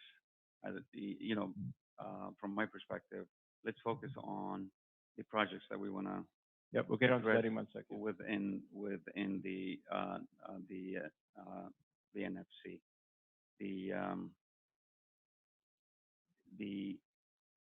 But from a VNFC perspective, and I want to go back to the service chaining. From a VNFC perspective, service chaining would have to be done in a similar fashion to the way it would be done had we orchestrated the service using the traditional open econ, right? So the outcome of the orchestration of a service would have to be the same, whether it is done through the left side or the right side. And that's the point that we've captured up here. That's correct. Yeah. Let's leave this topic here. I think we could keep going debating that, and we'll lose all our time. I'd like to close that here. I'd like to ask a question. Do we see in the previous one we talked about a controller framework? Do we see a relationship between this one and the controller framework? Do we have to think about if there is a controller framework that has been done or is being done there, that we might have to do some work on this one for alignment or adaptation, inclusion, or leveraging the controller framework? I would even go even further. I think we need to have an orchestration framework because I think this is more than just a controller. Now you're talking my kind of language, but isn't that right, Mazen?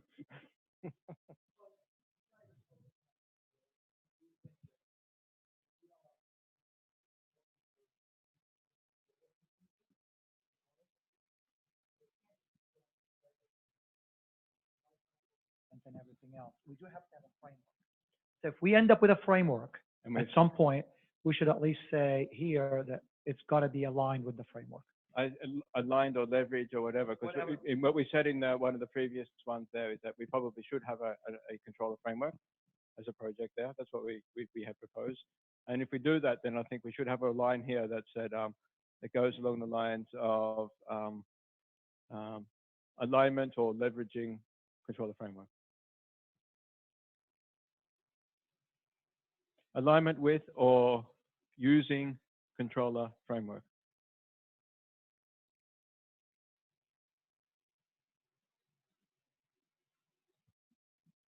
Okay, two things here.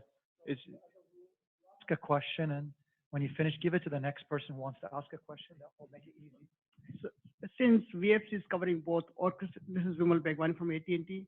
Since VFC is covering both orchestration as well as controller, when we say align with the controller framework, we also need to say it's also aligned with the orchestration framework. Yes, that was exactly my point. Yeah.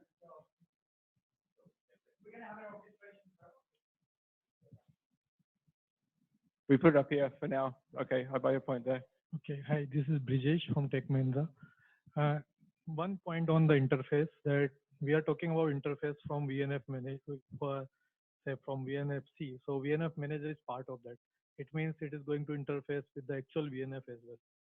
So the interface is in a way some kind of standard or some kind of a structure around interfacing with VNF also need to be part of this. Yeah, I think I agree. I think that's covered under the interface to the specific VNFM. Okay. Because if you go into standards, that's a specific VNF/EM. I think that's. Yeah, so then VNF manager need to really standardize that, right? Yes, and I think that's covered under the. There was one discussion up above which say interface towards specific VNF, and I think that will cover that requirement. Okay, Please. one more Sorry. thing. Just one more thing. I have one opinion because we discussed yesterday also that whether we go through VNF-C route or we go through SDN, the result should be same, right? So my opinion is that probably need not to be, because there should be a particular reason that why we'll go in the or MSO, or we orchestrate through VNF manager, or we orchestrate through SDN. So it may be optional, or it may be really depending on the design of the service, that it may go to one route or other route, depend how we want to do. Both are in a way interfaces available which can be utilized in the service orchestration. It's just an opinion, maybe Okay. I'm wrong. Thanks for sharing. I think there's could be lots of opinions. Again, a question for clarification for a couple of statements that were just made about alignment with the frameworks. Anatoly and Dan, again. My understanding is that the controller framework and orchestration framework is artifacts of the Open Ecomp, and they are merging two architectures, which is OpenO and Open Ecomp. So VFC is an artifact introduced by OpenO, right? So a requirement of aligning with framework of Open Ecomp, would it be too strong? Is it our desire where we want to get by the end of this year, where we have one common architecture? We can have the exactly same requirement saying that Open Ecomp should be aligned with OpenO, and then where do we go from here? I'm just trying to understand. I'm not expressing my opinion. I just want to try to interpret your comment. So from my perspective, though, this is not that difficult. When ONAP was announced, the announcement says that the first 8 components would come from Open Ecomp, and and 3 components would come from OpenO. The 3 components from OpenO were the SDK, the VNFC, as well as there is a third one, which is the modeling, right? What we're trying to address with the VNF controller is that requirement. Can I put a twist on this here? In order to also cut the debate a little bit here, and since we haven't really seen what this framework is, I think it's actually not released. It's very kind of could be interesting, could be new. Can we put alignment with using controller orchestration framework as much as makes sense? I mean, I think it's a little bit, yeah, but it's expressing an intention. Sorry. Yeah, I have a comment actually. I know what you're saying, but I don't think alignment with the framework will make sense, because there is a reason we kept this separate from the application controller, or otherwise we would just have an application controller. So I think we should use a different framework because it's a different component. However, the outcome using either one should be the same. So the outcome should be aligned, but the framework may be different. Okay, can we say consider alignment with the framework then? Because I think it actually might help, but I agree it needs to be discussed and it's too early.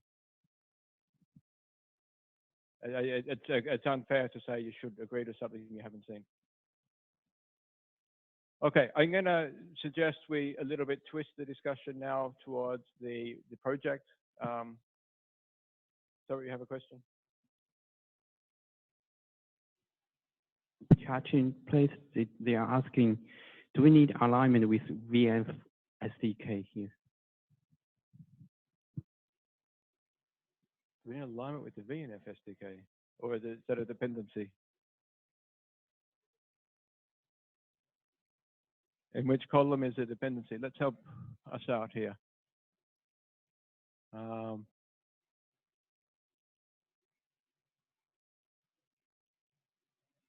Yeah, that's fine.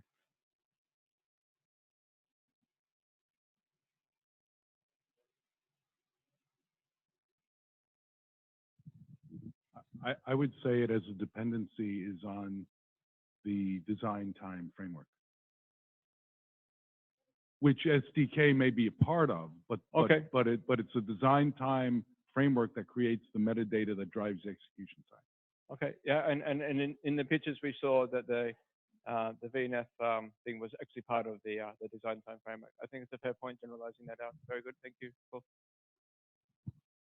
Okay, let's move on to the project discussions if we can. obviously we need a project around this. I think that's clear. So we could actually go and write that up. The question I'm going to ask is, should this, the question we have to answer, I think, is should this be a separate project on its own, or should we fold this into one project also with the that we had in a previous discussion that was on the APC evolution part there. So what we can write on this one here is what we think this project should do, because that's what we're actually discussing here. But I think we could try to reflect the comment on, we think this could be should be separated, or we think it actually, we could look at merging with a project regarding the APC. So I'd like to hear your opinions. So I think that integration is one. This is Ruben Klein from AT&T. I think integration is one of the goals that we have here in trying to take these two diverse platforms and integrating them, right, is what we're trying to do. As long as we keep these parallel things separate, I think we're not really addressing, or we're giving ourselves a chance to duck having to address those issues where there's overlap or contradiction. So by making it one project, I think that's going to stimulate that process. Okay, so that's one view. I wouldn't actually write it's AT&T's plan. I think that's I would maybe say having a single project could promote integration. Yeah, so I think that next session actually will be dedicated to upsizing, or we already had session dedicated. So perhaps we should look through, project objectives and to see if those two indeed can be converged, or needs are different. And then in case needs are different, then run it by different projects. If needs are same, run it by the same project. But so a perspective that was brought on the table by Allah is that if the objectives align, it might make sense to combine. If the objectives don't align, then of course it's a bit more tricky. It's also valid there. I can't see who's up there.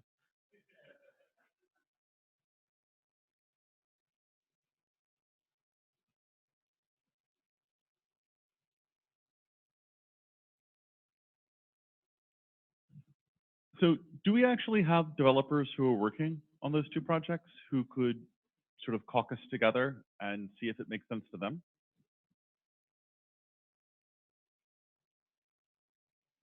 I think I can't answer that question, so I'm looking for someone that might have an opinion. Because it strikes me that's really who should be having the discussion.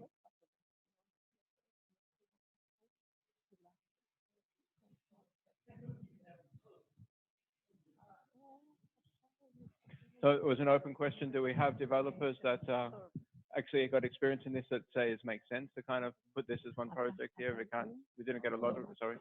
Actually, I'm a contributor of overall NFL project. In my opinion, the WFC, the WFC project, we are proposing a lot are counterpart of the FC in OpenCom. So I think it should be a separate single project, because just like what we mentioned before, WFC is responsible for the left management of the MFO domain network services, and also the WNF network management by leveraging the capability of SVFM on the GFM. And I think FC, I have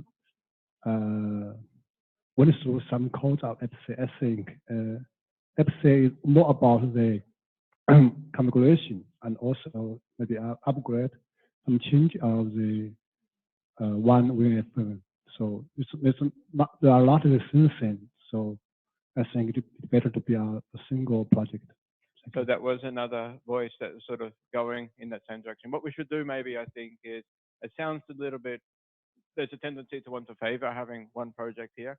Just in case the discussion goes another way, maybe we should actually draw up a name of a project proposal anyway.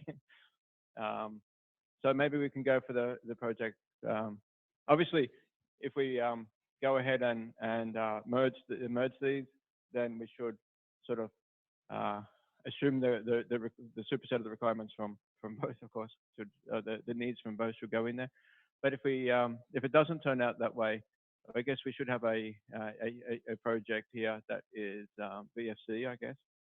And don't forget, one thing is that the lifespan of these projects will go beyond more than the first release and actually should go for a longer time. So it's also a case of how much we want to think about enabling the integration over time. It's not saying that everything has to be done in the first release as well. Okay, so project VFC, project description, scope. Let's just quickly jump to the scope. I think the rest we could kind of fill in there. I'm sort of pushing ahead because this is supposed to end in 5 minutes if I got the timing correctly. Is that right? Okay, scope. We can anything that we would like to call out. I guess it's starting with at least the. Okay, very good. VNFO, and I think the sort of the VNFO, VNFM.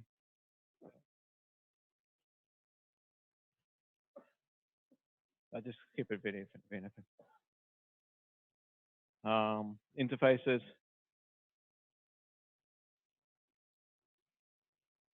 Testing.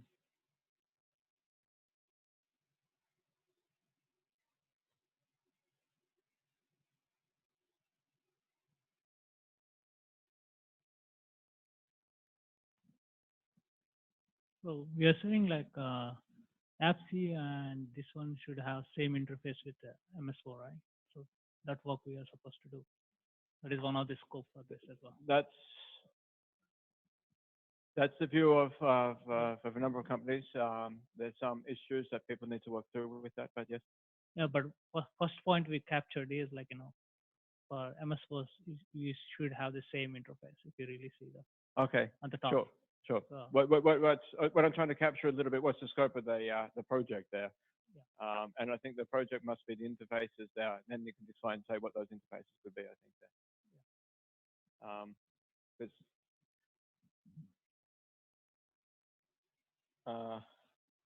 I'm in my head, it's a little bit like we need to be a little bit not too specific in the scope, because the way we might describe the functional needs today might be different to the way we might want to describe them in 6 months' time. But the scope of the project is still kind of the same, which is the evolving of the VFC to support whatever use cases that we see that's needed.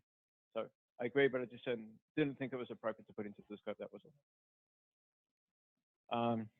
VNFL, VNFM testing, documentation, I guess, even if we missed that on some of the other projects. Your hands up again, Neman. It's amazing. Shaka, your hand was up, I believe.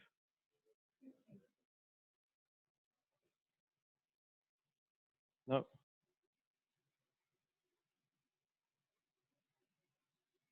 Say again. I think we have a little bit more work to do in the project name and description, but if I was to summarize this, I don't think we're kind of running low on the running out or running low on the energy here. So we've got to summarize this. We have identified a number of sort of the needs that we might want to meet.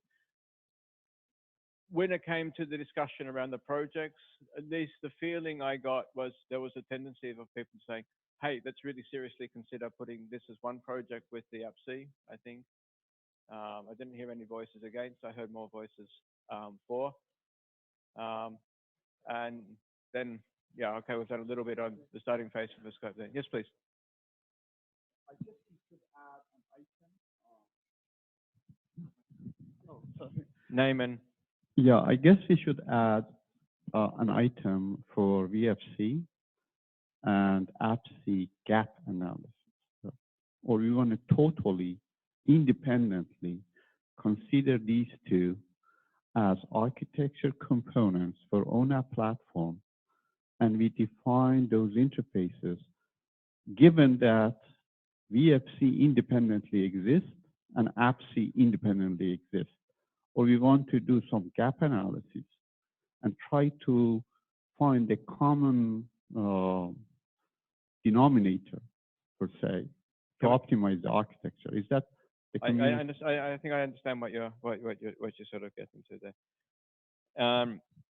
Maybe the scope of the project might not say gap analysis. Maybe the scope of the project could say alignment.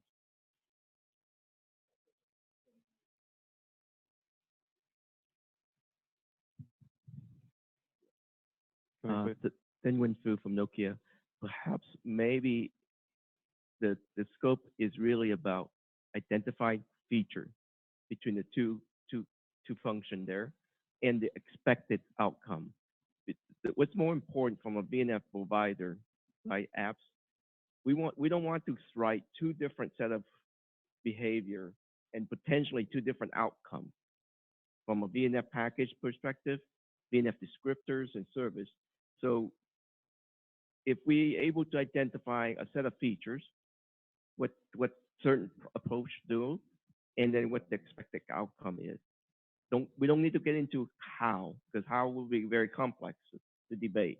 But at least document that. At least we understand what the expectation is. And that way maybe the packaging and other work can beginning to understand to come together. Can we again, I think what we can put into the scope could be alignment. Maybe what we could put into the needs is sort of the gap analysis, the description. I think actually the intent of what you were saying was that the rest of the ONAP environment isn't aware of the difference is here regarding the modeling, regarding the end results, regarding the service design and creation. And I believe that has been captured as one of the needs. And here I maybe won't put a line. Sorry, I'm talking too much. No, you're fine. Now, we've seen in the morning two different slides, which eventually were very similar, but on the first one, there was VF controller and APSI, and on the second one, what we had is APSI and NFVO. I think that before we actually decide what VF controller is, whether that, the second slide implementation with NFVO part on top of APSI part, or those are two different separate parallel tracks, we would not be able not only to decide whether those two run by two different projects, but actually also what is the functionality. Because the functionality, I mean, if we take whatever was said in the morning, the functionality theoretically should be different, depending on the decision that we should take, I think. Okay. One perspective or one reflection on that could be that we have a discussion there that we need to go through. I think there's no hiding that. I think that is fair there. I think that we want to be able to encapsulate that discussion as well, and kind of putting it together in one project could be one way to navigate that type of discussion. But I think that what you were kind of bringing up there indirectly was make sure that the scope doesn't preclude one way or another regarding those two options. And here we have a naming of the project, which might indicate one way or another, but I think we need to be a little bit open in the deliverables of the definition of that. Is that?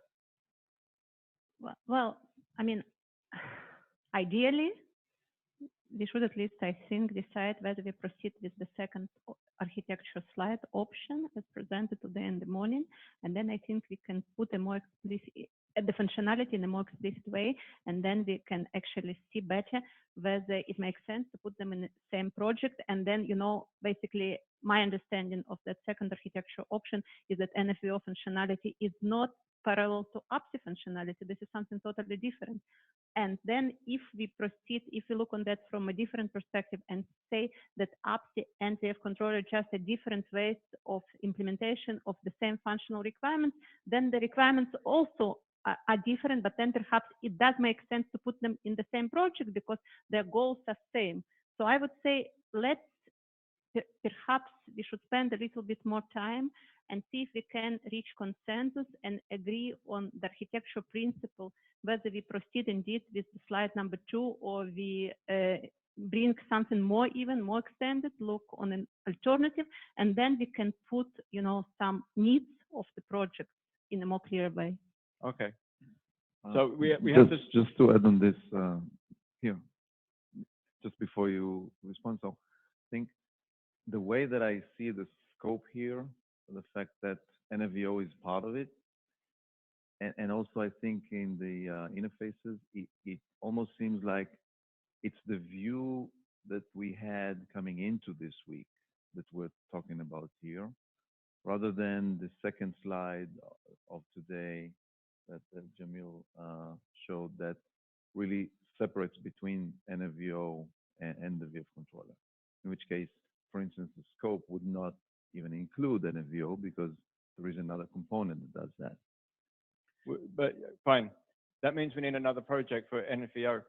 Just to be a little bit clear with this, the way this discussion will go then is a little bit saying that we can't agree the project for the AppC and we can't agree the project for this.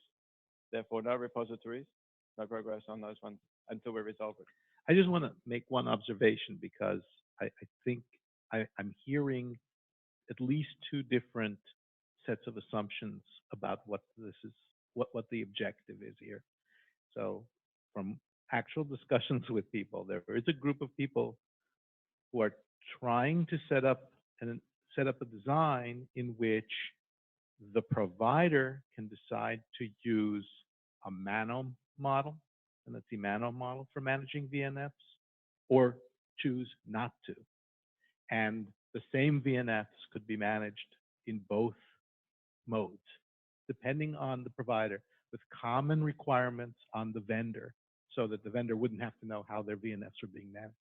Then there's another group who's assuming that, well, it's a kind of a catch as catch can. We're going to use a zoo full of VNFs, and we're going to pick the right management model to fit the VNF. So I just wanted to point out that those two assumptions are sort of floating around in this conversation independently. Nobody's ever actually expressed which of those models we're trying to achieve. Okay. I have to be a little bit respectful of the time. Okay, one last comment because I can't be out of time. I think we have to make an adjustment coming back, the way Vermon's speaking, when it comes to the alignment of the projects. I think there was different expressions, different views expressed on that, so I don't think we can make a statement. All I'm saying is that it's okay to capture the requirement, capture the project, and everything depends on how we achieve alignment, and let the team do pros and cons of those two options, say which one, and put those pros and cons on paper and say which one it makes more sense. And then based on that, project can proceed or project can be merged with some other project. Yeah, that would be my sort of preferred way of encapsulating that in one place, taking that discussion, coming to the conclusions there. So the work you have done here is still very valid and useful. And if you decide to go one way or other, it could be either merged or could proceed as independent. Okay.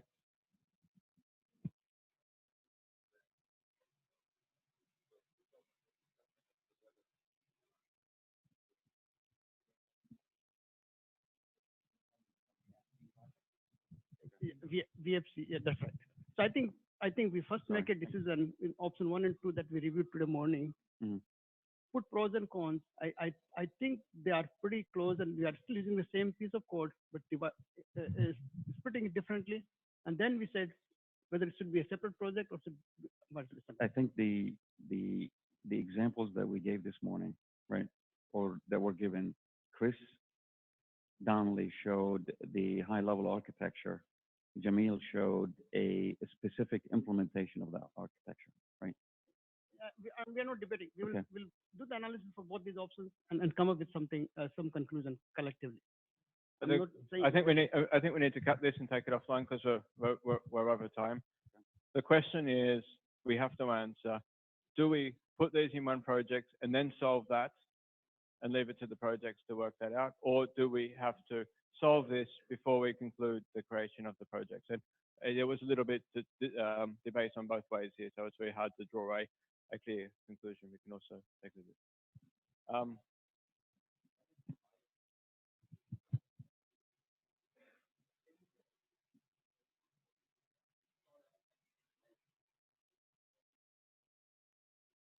Right today, it will be very beneficial, like I said earlier, for both projects tell us what the features that you want to do, what's the output. Just simple. Just generate two set of slides. So at least we can understand. Don't talk about architecture and anything. Just at least put me in the right perspective, the output of that. Okay. We have to take this offline. I think we're out of time. So Chris, you wanted to give the final comment?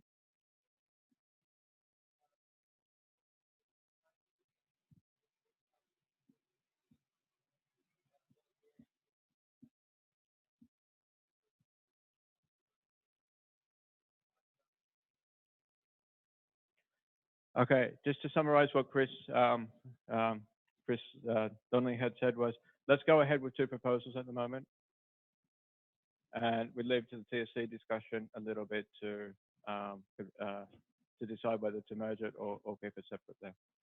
At least that's one way forward. I don't like to be. So this is Ed. This is the last comment.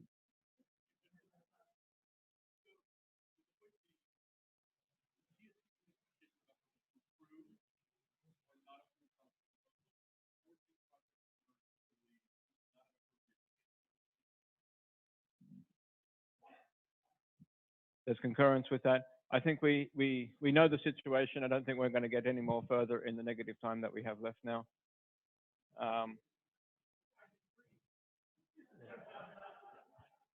So thank you for your input. I think we at least have a starting point and a bit of a scope around this and a particular sort of emerging. Now, when we go forward, I do encourage that the participants that would be interested in the APC and the participants that be interested in the VSC, we can find out whether to get together and resolve this. Do we actually come together as one, or do we go together as the two proposals? Thank you.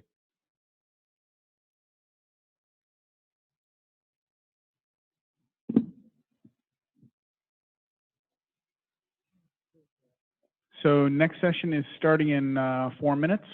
So you just have time to wave at the bathroom on your way to the other meeting. There are no more sessions in here. So the last session occurring in parallel are at the other 3 rooms. There is nothing in here. So if you want to do another session, you're going to need to leave.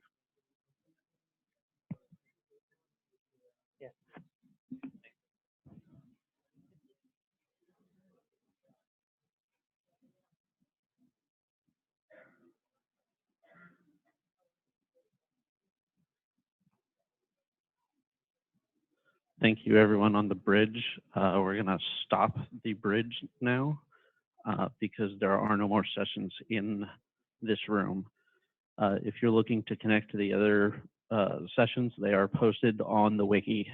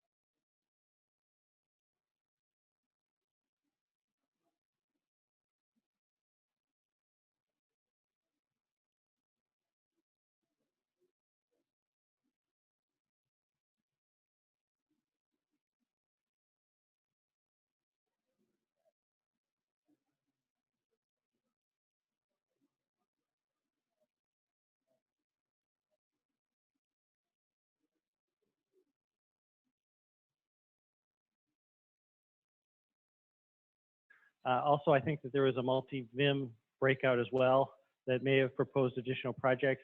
So there may be some overlap here. This was just something that the team wanted to call out so it didn't fall through the cracks.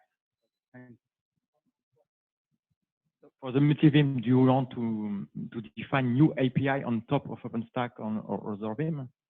That means there will be huge impact on the components, existing components. This would be something that the team would need to work on.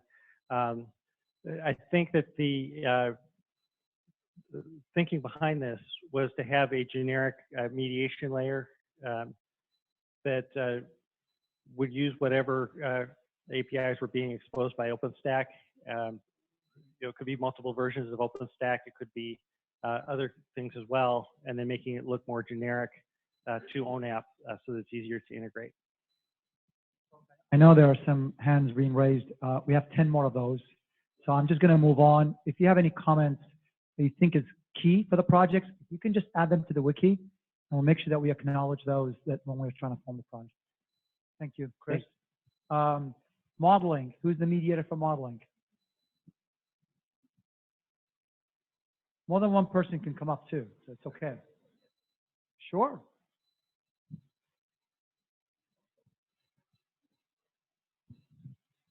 Okay.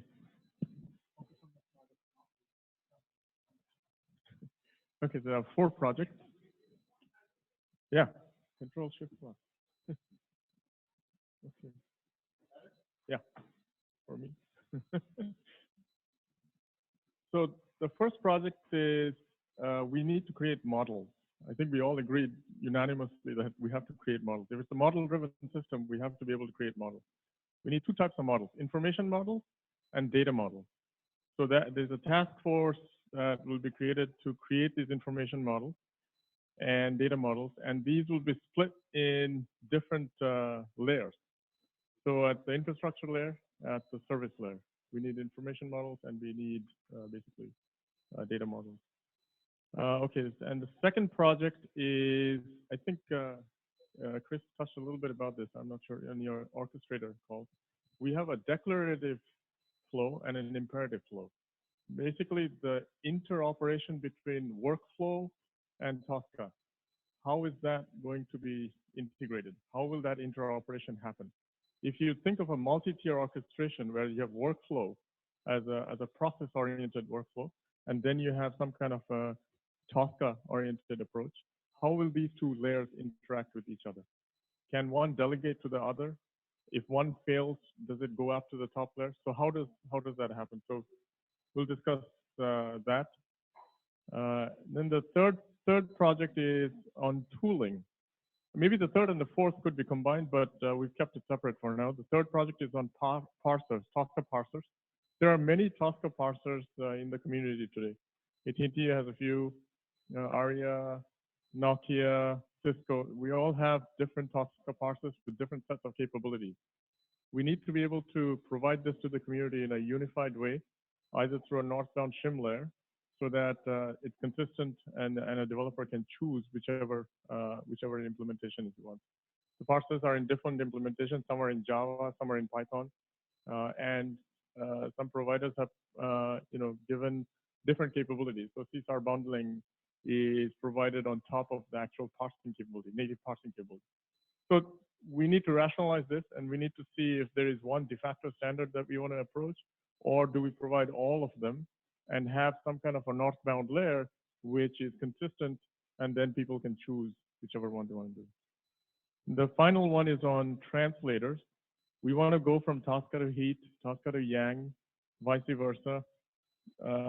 Are there model translators? This is a messy and complex problem, but nevertheless, a requirement is there to create some kind of a translator like this.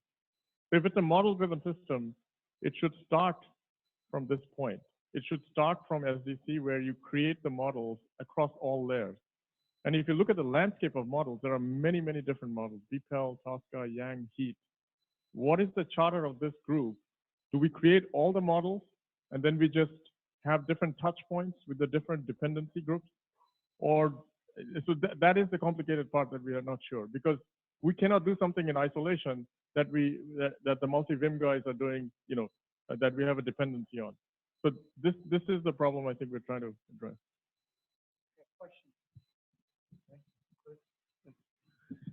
Thank you. Yeah, I wanted to touch on your last points about how does the modeling work with the other projects. My personal view is that the people who are closest to the code should be defining the model. But at the same time, I think we do need a cross-organizational coordination effort, whether it's to document the models, whether it's to ensure consistency across the models, to make sure that everybody is talking together and that there's alignment and we're not doing it differently in different projects. But my suggestion would be not to focus on doing the definitions in this project and pushing that to the other areas. I'll push back a little bit because we've in the ecomp regime, right? We've done that. Essentially, independent teams have gone off and created models, even though we have an overarching umbrella team which are creating models. So if you look at the hierarchy, there's information model, data dictionary, tooling, right? If you don't do this in a consistent way and you do it independently, everything will get fractured very quickly. People will go off and create their own models, their own properties, their own attributes that may be mandatory, that is mandated up the top, but you make it optional. So it becomes fractured very quickly. So I don't think there's an easy solution to it, but like you said, there has to be touch points that has to, if somebody creates a model, check back with the modeling team that, is this kosher? Is this good? Am I following a certain guideline that is well respected? Okay, yes. And here, Yuan Yue from ZT. And about the project 4, as I remember, in the OPMV, there was same project. They have already finished the translator and between the HIT and Tosca. And also, as I know, they made some challenges to translate Tosca and Young, but they are still working on that. Yeah. Okay.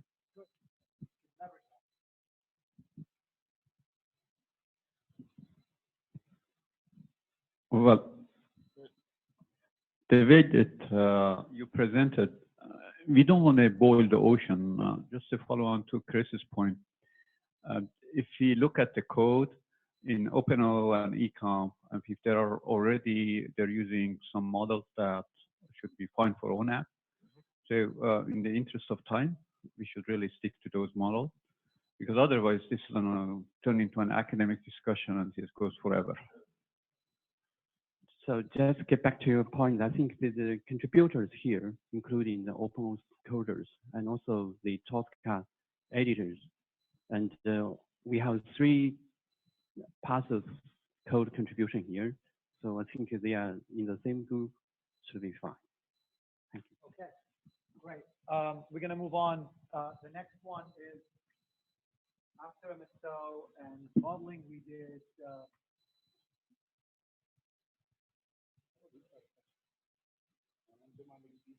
DCAE.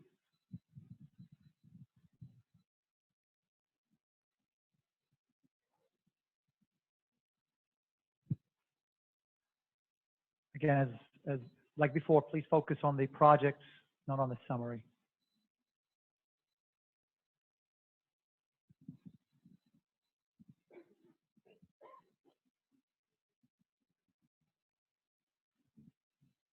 Hello, I'm Jack Murray. Alup Gupta we were in this project. So in the DCA group, we came up with a list, and it's slightly different approach. Hopefully it's okay with everybody, but we talk about 3 different projects. The first project is really pulling together the things that we think can be delivered in the December timeframe. And so we're looking at consolidating, some key aspects which have to do with normalization of the eComp and OpenO elements associated with data collection. That's a key theme of what we're trying to accomplish in the first, iteration. Alignment around Tosca. Further that alignment along with some of the other things that are going on here at the modeling team. There is a lot of Tosca use in DCA today, but it needs to continue to evolve. I have to get used to the monitors in front. First time up here, sorry. And then the role of PNFs in the DCAE was brought up as an issue. We want to make sure we have a solution around BNFs and PNFs. We want to build the catalog. Really, the DCAE is a component-driven component part of the platform, so we want to make sure we get more collectors and some analytics into the catalog to use to support the specific use cases that we're pushing for in the first release. Focus on microservices, VES form in the collector, and then the DCA controller with the Edge Central model. So that was what the key topics that we wanted to cover in terms of the initial release. Second project. All right, so what happens is for DCAE, the control loop is a key piece, but we recognize that it's not only in DCAE. So we wanted to propose a project, but we're anticipating that it would be merged with a project that involved the other key pieces of the control loop process, which means the policy and the AppC or VNFC, whichever, how that architecture argument works out in the other groups. So we were really proposing a project there, looking to it to be either consolidated with some other work, but if not, we wanted to make sure that work didn't get missed. So we proposed the client. The third project is things that we recognize that we want to begin working on, but we weren't sure that we could commit to them in the December timeframe. So the team wasn't sure if we could start a project now, but target it at release 2. So that was a question that we needed to get a little clarification on. And if not, we may re-examine this list. But some of the items on this list that we talk about was the extending the trigger event scenarios with life cycle management, improve the controller DCA environment, support some new use cases around predictive analytics, machine learning, and artificial intelligence. We just didn't feel that we could get those complex things into the time frame, but we didn't want to ignore them. So we'd rather put them into a project that might be release 2, but we weren't sure about the rules associated with that.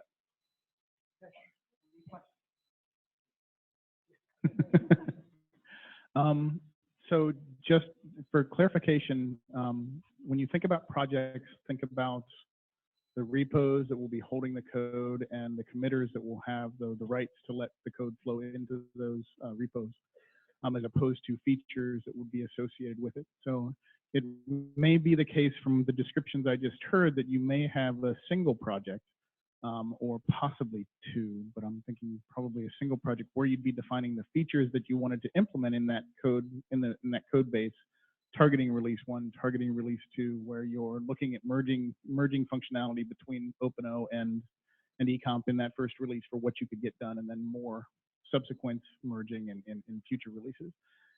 Did I understand correctly, and did that make sense? Or yeah, I mean it's a large group. We're trying to capture everybody's ideas in 45 minutes rather than the of course, right. Yeah. But yes, so I understand what you're saying.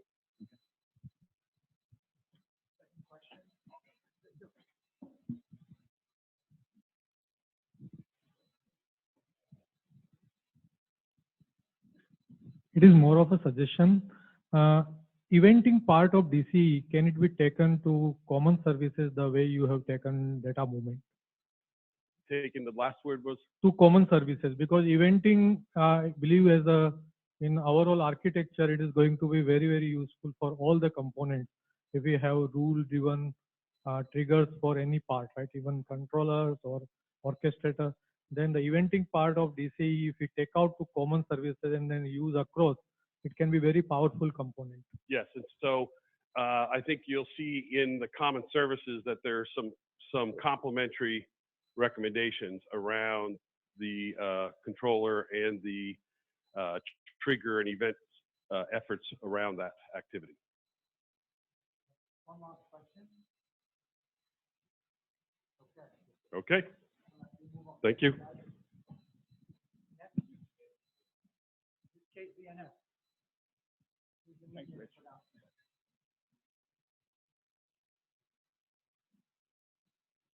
Who was responsible for the use of DNS?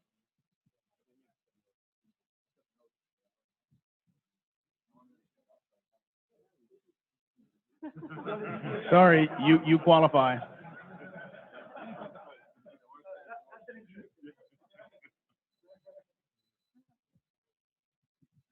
All right, thank you. All right, so we identified, I think, 8 projects. The first one you see here is around VNF certification. Basically, it just is kind of around how you ingest VNFs from vendors and verify that they meet the guidelines we create. You'll see a similar one down below about VNF SDK, and that's similar. I think they both kind of cover the same thing, so I won't go over that separately. Scroll down to the second one is the VNF guidelines. We saw a project around need defining further what we have. I think eComp and OpenO both have guidelines. We needed to merge those into one cohesive set that we put out. So we saw a project there. VNF SDK you can skip over, I think. After I realized those are kind of the same thing, so keep going. Fourth, we realized the need to have a kind of project around reference VNFs, and if they're open source, putting them out there. If they're not open source, how are they configured? How do they connect together?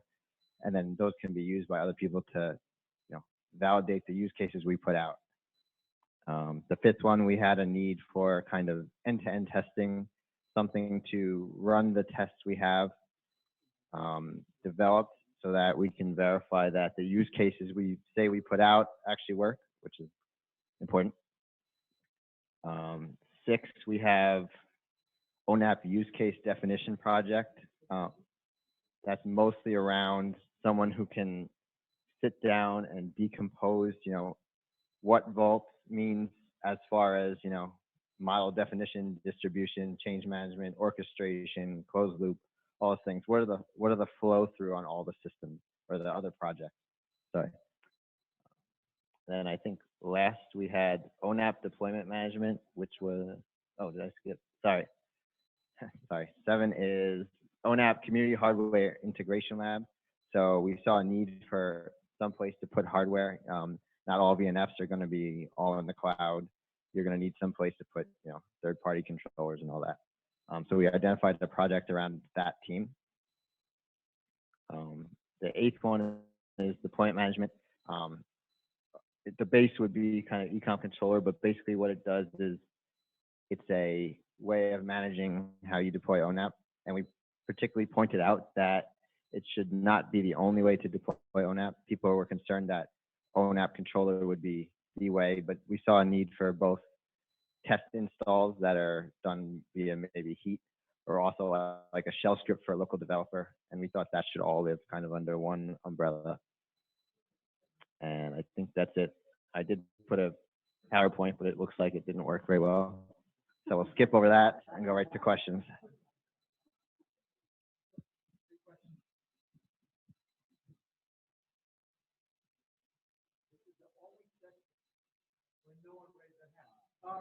And there were 8. I was going to say, there's a lot of questions in the session, so someone has some. Helen Chen from Huawei. Because I don't want to, this one don't have question, right? So actually it's very, I guess you had a very fun time for that 45 minutes to capture 8 projects over there.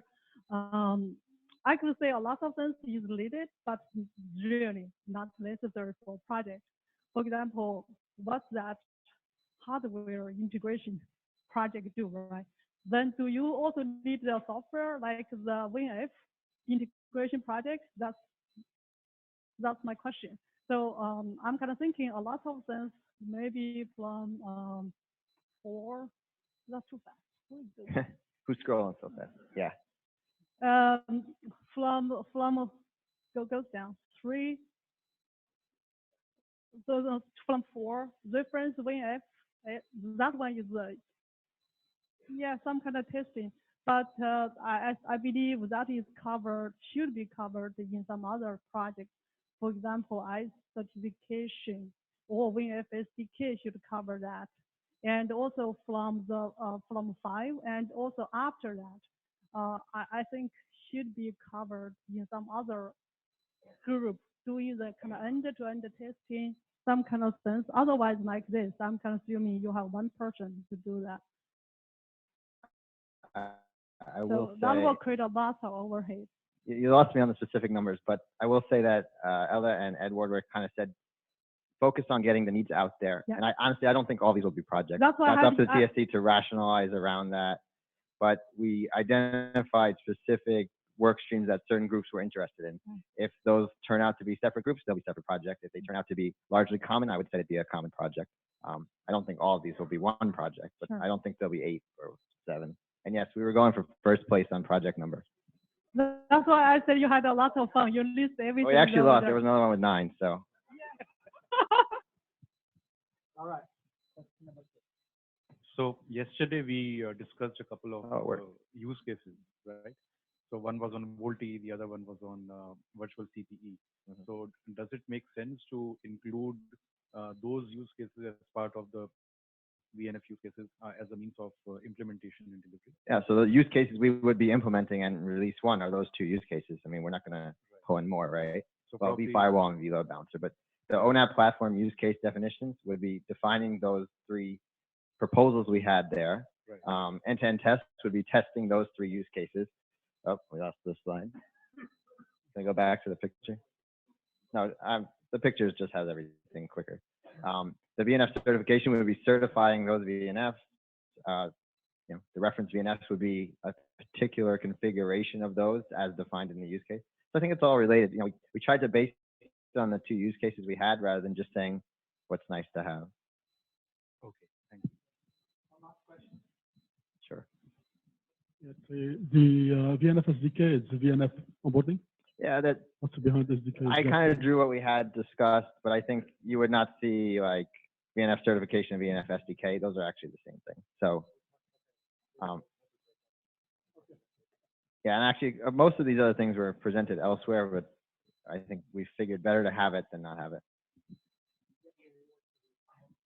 Now let's see, Catherine, I think, has more. All right, next one. The SDM family. Who's the mediator? I don't get it when someone doesn't know they're the mediator. I mean, it just doesn't make sense, but it's Steven, so that makes sense. I want to know why all the mediators. I want to know why all the mediators are sitting in the back row, looking for that fast exit. That's what I want to know.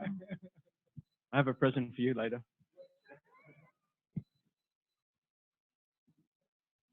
No, they all kind of blur into one. So this was the SDN. Okay, so on this one, we thought there could be a couple of projects. One, we thought there could be one, I think we just enabled it network controllers, but this was a little bit around the evolution of the SDN agent and the network controller. We said perhaps we could actually have one project for those 2 there. Of course, they could be different repositories and so on inside it there. So that was one project. The other project was maybe, and this was an overlap I see in the common services there, that's fine, was a project for a controller framework.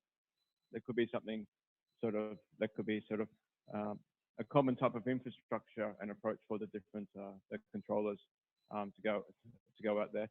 And I know that's hasn't come out, but I also know there is some thoughts behind such a proposal to come out. So this seems a good avenue to actually bring that out there. And then there was another one. The third project was, we said, okay, the application, the AppC controller seems a little bit different to the other one, so it probably deserves from this section, its own project there. So that was the three projects. And of course, we need to go through and do a bit of work on the scoping and everything, things like more detailing of this, but this was the general idea. Thank you.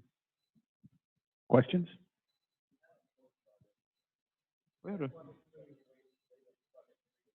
Sorry, yeah, it's to be sure.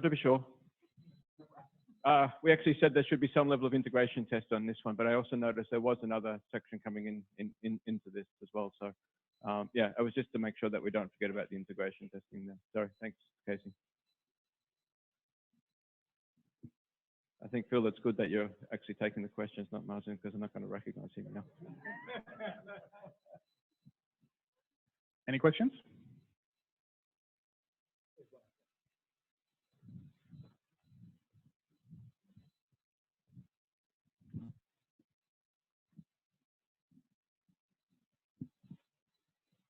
Hi, this is Hector from AT&T, and I was just wondering on the FC project, should the scope of that also include whether or not to merge VFC into FC or the other way around? Okay, thank you. I was debating whether to actually bring up this question because we have a there was the VFC was another sort of session, and in that we took a debate or a discussion. Should we have a separate project or should we have that in the same project as this one? And this was the first session so this was the first proposal that was on the table, and then we had the VF session discussion a little bit later, and we're discussing should they were merging there. And I think there was a lot of to summarize that discussion there, we actually in that session we proposed one project, and because we said okay, we need to put this onto the table anyway. And when we took a discussion, there was a lot of voices that were for that merger, and there was also some level of hesitation. So I wouldn't call out that there was a clear conclusion on that particular topic. That I still think it's open for further discussion and alignment around there. It wasn't a very clear consensus if I was to represent the discussion. It was, I would say, slightly more in favor, but I wouldn't stand here and defend that it was clear. Any other questions for Stephen? Okay, so that actually covers the VFC presentation as well. Nice try.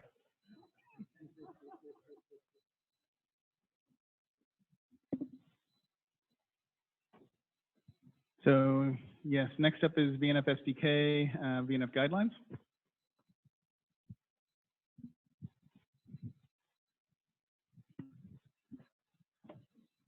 So we have, if you scroll up to the header at the top, we have the table with the,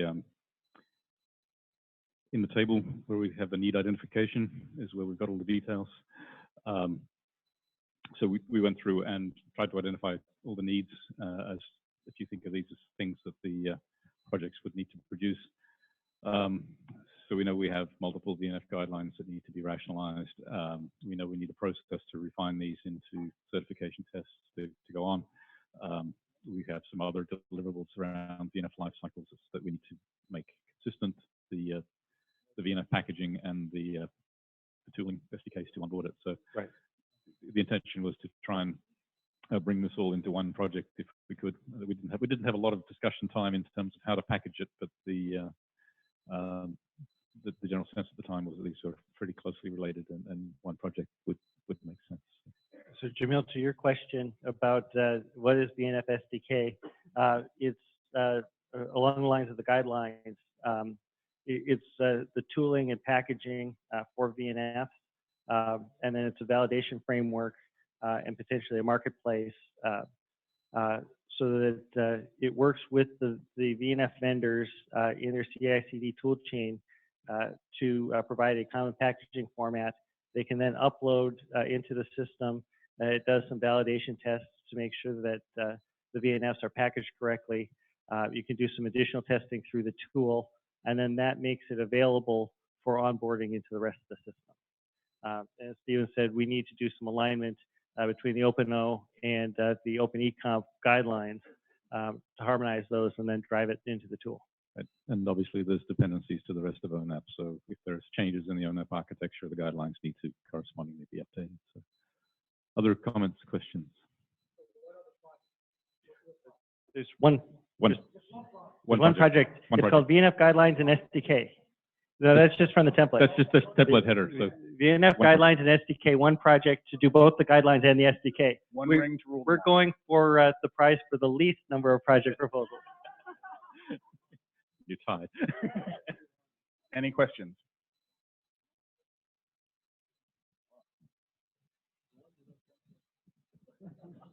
Yeah, Chris already mentioned that the guidelines, even Stephen, the guidelines based on the ICE framework, is that mentioned here? So this is the guidelines session. There is a separate session on the certification that deals with the ICE stuff. So this is the guidelines in this project are the guidelines documents coming from eComp and OpenOP.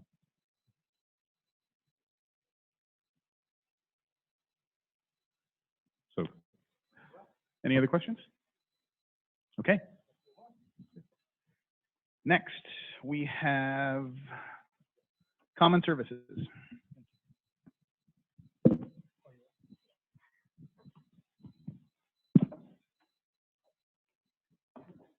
Right, so we had a very constructive meeting this morning, and here are the different projects. So the first project was about creating a kind of platform, which is OAM, Operational Administration and Management, and where we will ease all the monitoring of the platform, but also handle resiliency, availability, everything which is related to OAM. So that was the first project. The second project, it was already mentioned during the SDN session. It's also the need to have a common controller framework for reliability purpose. So you have genericity through this common framework, which will be deployed and consumed by the different components. The third one, we were discussing about optimizer framework, which is a little bit different in the sense that we were focusing on the monitoring on the VNF deployment. And we saw the need to have this type of project in order to focus mainly on the level of orchestration and the link with the VNF. And we were suggesting Sniro, which is also a component that we would like open source. Fourth, like everybody, we were thinking about testing perspective, and we create also a project, but I think this project will appear in all the other sessions as well. Then we have the project 5. We have this concept of microservices, but in particular for service auto discovery, managing load balancer, and registry, because we understand that in order to have this resiliency failover mechanism, we will also need to have an end-to-end view and common perspective through the different ONAP module to manage that.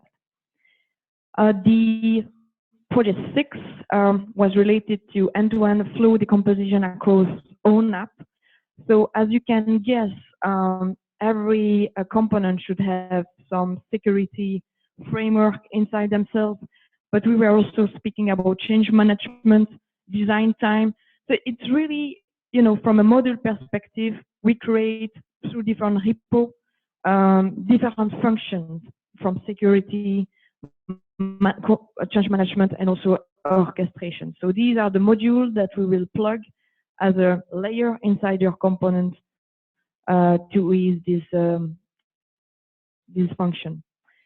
The project 7 was about the fact that we recognize that we probably need to provide some external API integration with third-party systems, because we will not be able, for example, to deliver ticketing systems.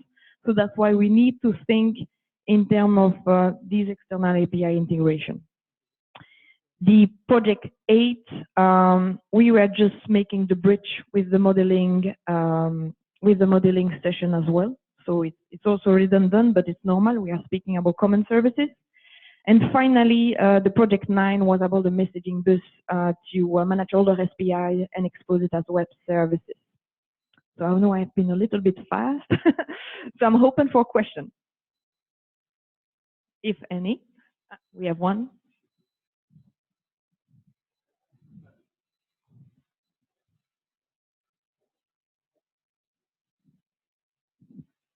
First of all, there are very, very good additions of the project in this common services. So I want to take the microservices part a little ahead. So you are basically, we are creating now a new project with the microservices bus, but at the same time, to leverage that, all the modules of ONAP really need to start adopting microservices principles. So if we list out the microservices principles and then take some kind of charter of adopting those in the individual modules or individual components, then I think we'll move faster in terms of really making our overall structure of the ONAP much more flexible and adaptable. Yes, so I acknowledge what you have said, because microservices you have already today inside DCA, but it's a way to deploy quicker, and because you are only adding a kind of plugin to your application. The reason of this project under common services was really to manage everything which is load balancing, all the environment to provide high availability, which is needed for each component, because you need to have this extra module. But yeah, so totally agree. All these properties in a way need to be adopted, say high availability, reliability, service availability in a way, right? Or APIs, all those principles which we consider as microservice principles, all these components, whether it's a controller or it's a MSO or everything, each component need to adopt those practices, right? Only then we will really achieve the benefit. So I understand all these may not be possible by November, but at least we take a queue and then start adopting one by one in the individual components. So thank you for acknowledging that. Thank you. Any other question?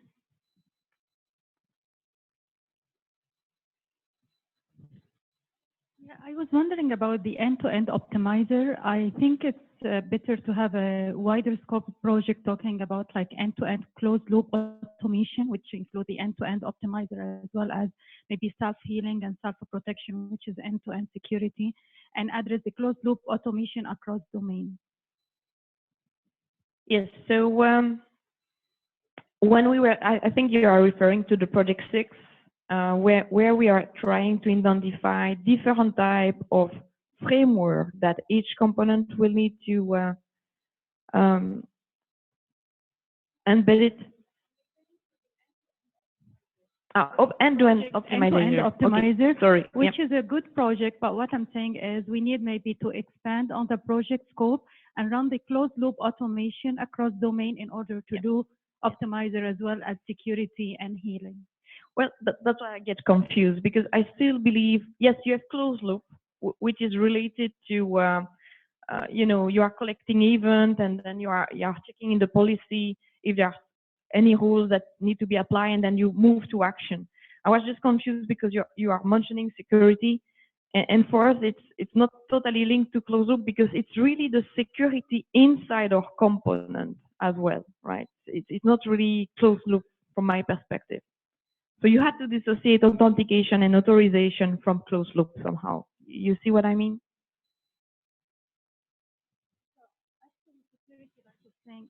We may have some components for products to address security, but what I'm saying is we are looking into running the closed loop automation to come to a concept what's called an autonomous network, which is kind of like self-protect, meaning that it takes the security measurement, but if there is any anomalies coming up, and it runs the closed loop in order to detect that and prevent it or mitigate it.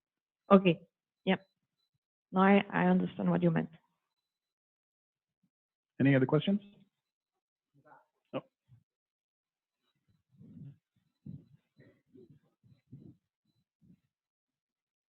Thank you very much. Igor Feinberg, Cable Labs.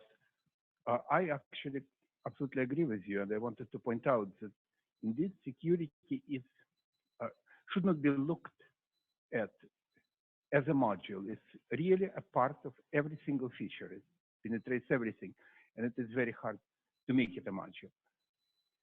And to this end, the last comment on monitoring, I want to recommend, at least as a reference, the work that we have done in the past 4 years in SEC on establishing security monitoring, on the requirements there, on actually mechanisms that can be used. At least the requirements part, I think, was very nicely fit here. I'll be happy to share it, but it's available on the at the website as work item 13. It has been just published. Thank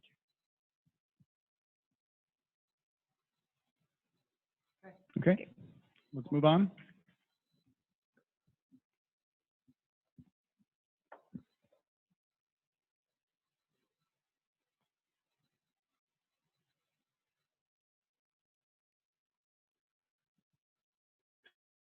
So after common services, we have portal vid.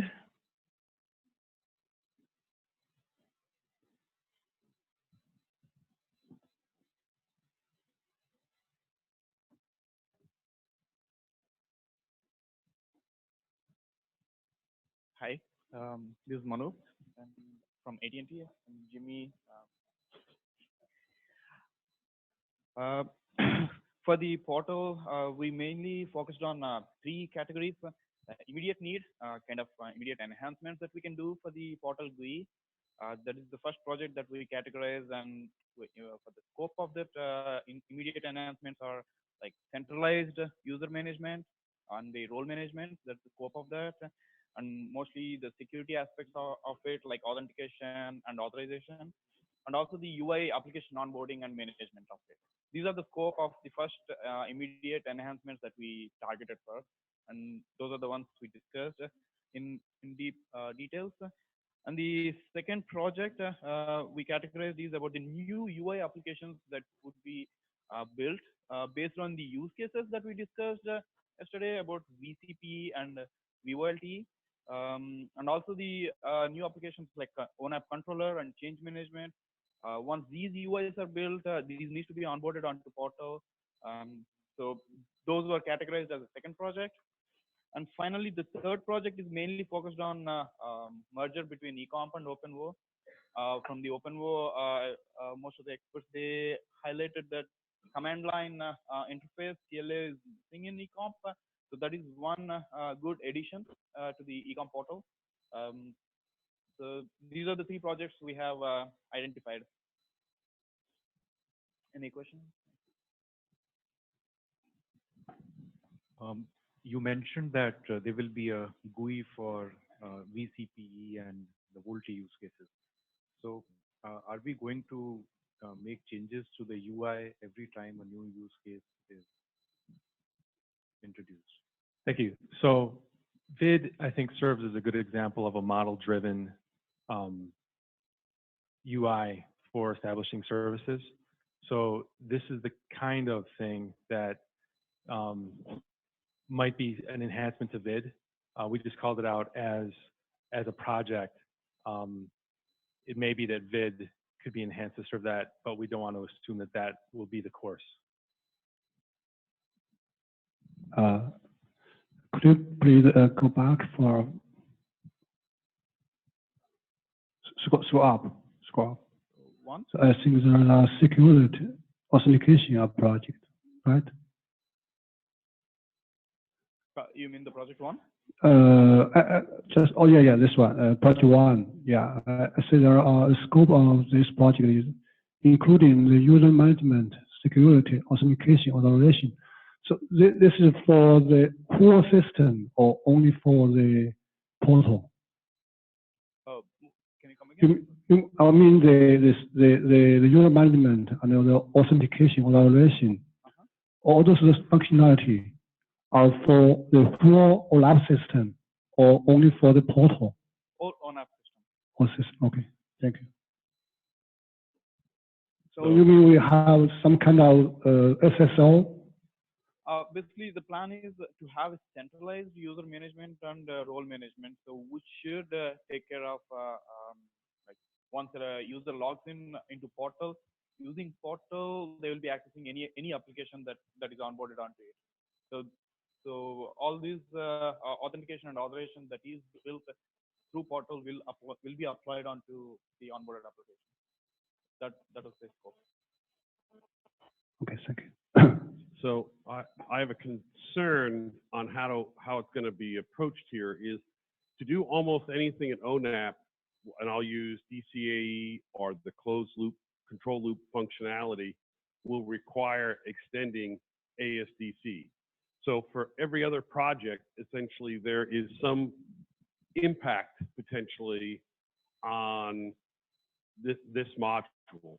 And I don't know that you're going to do that as a separate project here, or how do we coordinate that to get the design tool to stay in step with the functionality of the rest of the platform? Because I can build it there, but if I can't, access it as part of the design tool, the work being done in the actual modules won't become effective. So how is that going to work? Do you see this as being formal projects to do all those, or how should that be approached?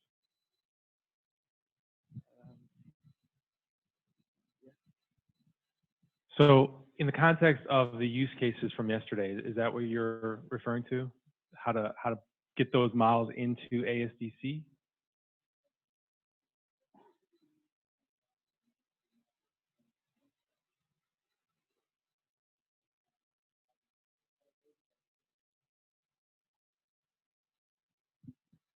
So basically, whenever a new application is building a functionality or a requirement or you feature, it is in their application scope. All Portal is doing is onboarding them onto Portal, and users are accessing that application. So there will not be a direct impact to the Portal based on these functionalities unless you are exposing any of these functionalities from the if you remember on the Portal top menu, you can expose individual functionalities too, in addition to the whole application.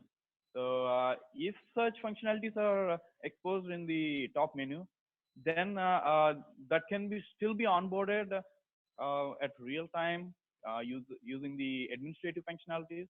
So a new deployment of Portal wouldn't be needed. That's how we see.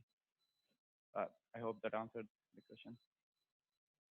Okay, you talked about user authentication and user management. Does the scope of authentication and authorization also include application and system authentication so that I have mutual authentication between components of the system? You mean the individual application system authentication? So if I have two components, how do I know I'm talking to the right component? Do I have mutual authentication between the subsystems on the network interfaces that they use? Portal provides the single sign-on. Yeah, but I'm not going to have there's no person involved. It's between two subsystems at runtime, not between me as an individual. Basically, at this point, at least in these sessions, we did not discuss, but from my perspective, we have this basic authentication is what mostly we are using between system to system, like a REST service calls between application to application. And is there authentication there? Do you have cross certificates or SSL between them? Yes, certificates are used.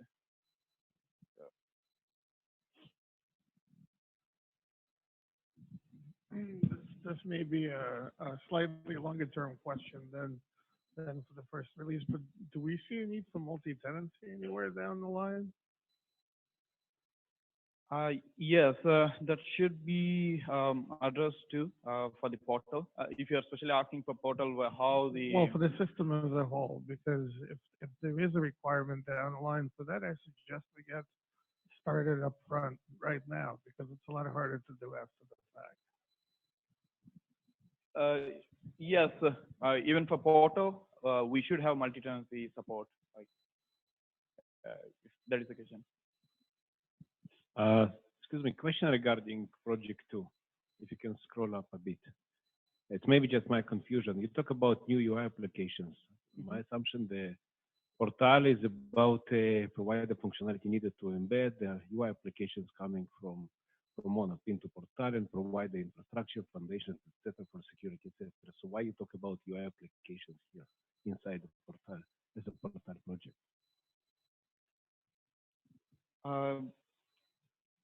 If the way we discussed about the VCP is, if VCP requires a end user GUI, then we would be building a end user usable GUI application, and that could be onboarded onto Portal, and only these end users can see that exposed application, but not the other applications that generally our operators would use. That was the kind of idea or discussion we had, and that is why a new application would be like necessary if such a requirements come up. But it was still open for discussion what kind of end user GUI we would be really exposing, is that really a need or not? That was still open for the discussion.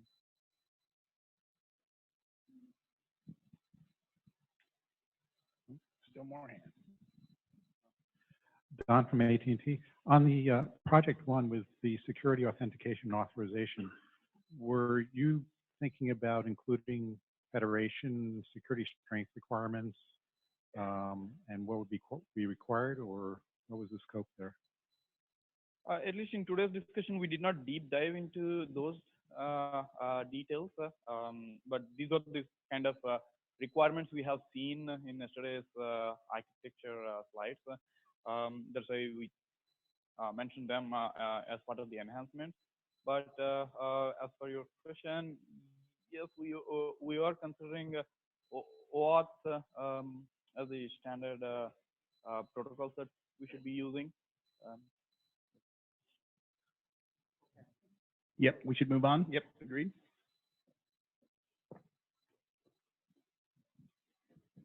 And what's next? Next is it? Okay, so VFC. Steven.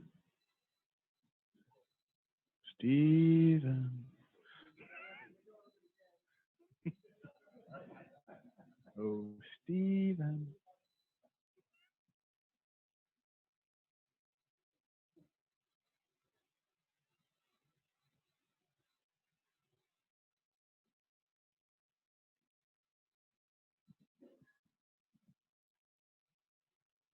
Oh, come on, give him a big round of applause here, guys. Come on. So the part when I said we'd actually done this part previously, that also obviously was forgotten. In the because in this we said there should be one project handling the VFC, the VFs, the virtual function controller there, and I mean the scope actually in some ways could align a little bit towards also the scope of the application controller, because it kind of in some ways sort of the function has to do that, but in principle it's bringing in the VNFO and VNFM. Then we had quite a dialogue about should this be a separate project, or should we actually merge this with the project about the FC there. I would say that the discussion was tendency in one direction, but it certainly wasn't a conclusion. It certainly wasn't sort of rough consensus from that point of view. So that is still an open issue. So at the moment, it's bringing one project to the table, and I think we need a bit more discussions about whether we should keep this as one project or whether we could actually merge it. So I think we still need a little bit more time on consensus on that one.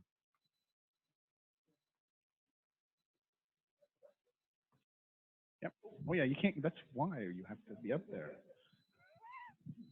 Thank you. So again, I asked that question and I'm asking it again now.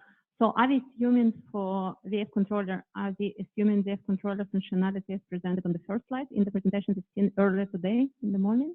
Or we are assuming NFVO functionality? I think that the decision on that would definitely affect our vision of that those projects should run as a single one or as a standalone one.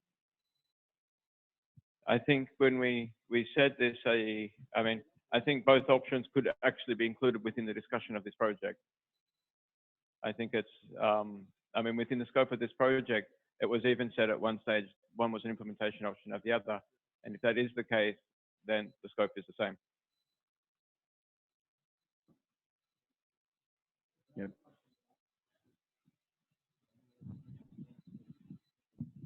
Thank you. So I don't say it explicitly, so I would ask, is the interface to EMSs and VNFMs still in the scope of the VFC? Yes. Thank you. Yeah, okay, so there's a bunch of requirements that sit up the top, and of course, when you come down to discussing the projects, you get a little bit light on in the description, but that was part of that, yes.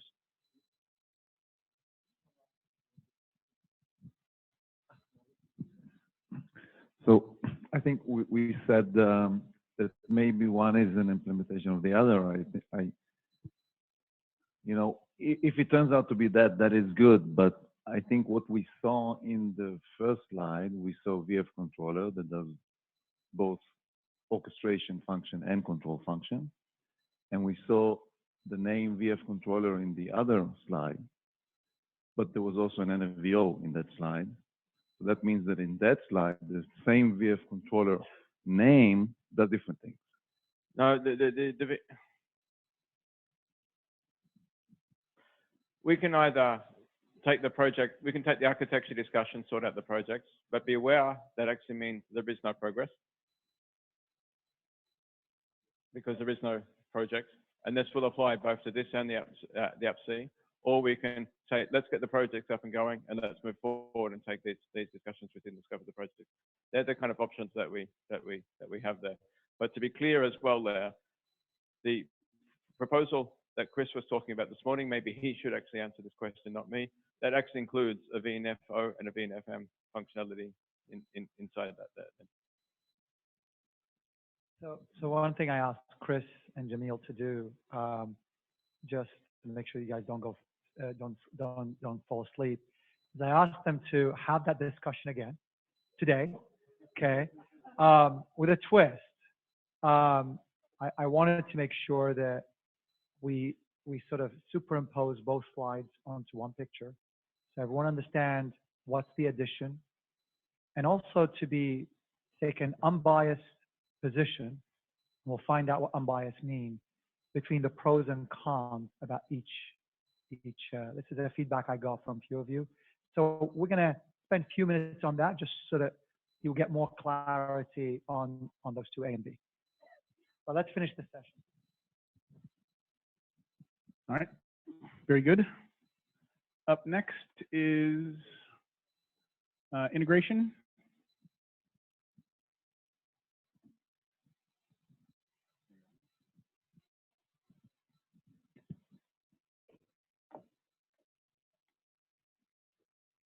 Hello, Helen Chen from Huawei. So in this 45 minutes session, we actually spent quite some time to discuss how to leverage the existing testing tools, framework, process for both from OpenO community and also from Open Ecomp. And we identified the role for this one is really want to facilitate and help the OLAP as a whole overall one project successfully release and help the industry adoption. So based on that, we identified one project. In fact, we potentially had another one, but we discussed called the security response something. And then we later agreed that is something response team should be owned by the TSC just for response. It should not be a project. Then we identified one project called the system integration and testing. So just as earlier said, this project will provide the integration tools and process for CI/CD of the source master or release branches, and which including the following categories, actually quite large. The testing, CI builder, auto release, distribution, packaging, S3P testing, infrastructure specification, and bootstrap, and VF compliant and verification testing, leverage the OLAP tools like VF SDK, VF certification application, and also responsible for build the commission integration app and provide the test templates. So, so that's pretty much the agreement on this project.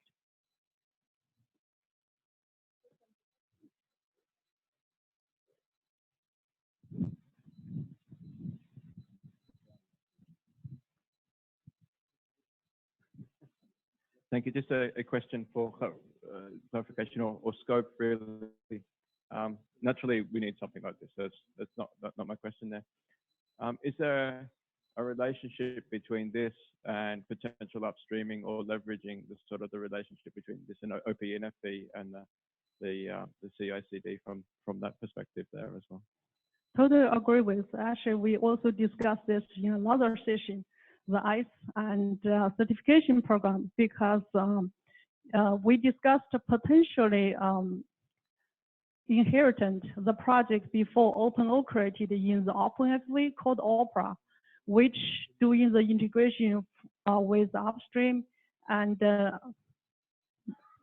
downstream project with that. And also this really depends on the TSS decision if we want to do that. People actually also discussed to have another integration project inside OpenStack. So both is really, this depends on the TSC if we want to have that project in other project.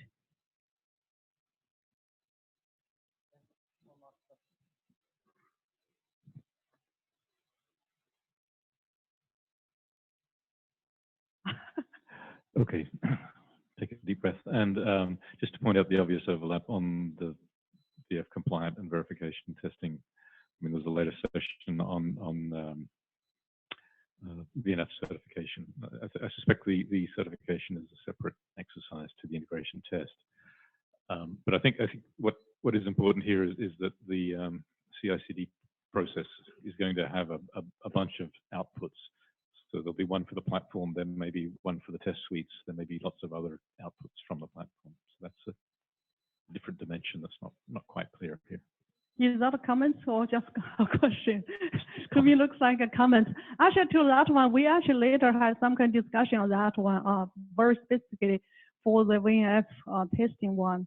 What we really mean is like for the integration project or whatever later we decide this project is to provide the framework, a process, and which will automatically invoke those kind of test cases created by either VNF SDK or like a certificate program, and we also could help them to create some kind of dumb VNF sense for the automatic test case. And also, of course, when we talk about that integration lab, it's really end-to-end and with real device, real VNF, real hardware to do the multi-vendor testing in the Kappa community integration lab.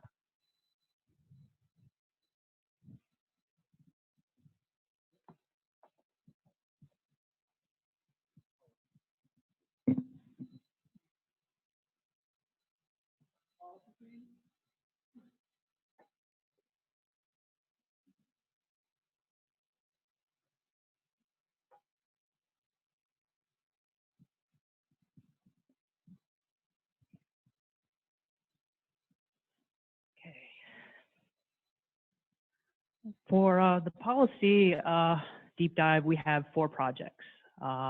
First project has to do with defining infrastructure policy, policy aspects related to the VNS and services, but in particular for lifecycle management, scaling, placement, security, fault response telemetries, SLAs, how are they going to be designed and onboarded.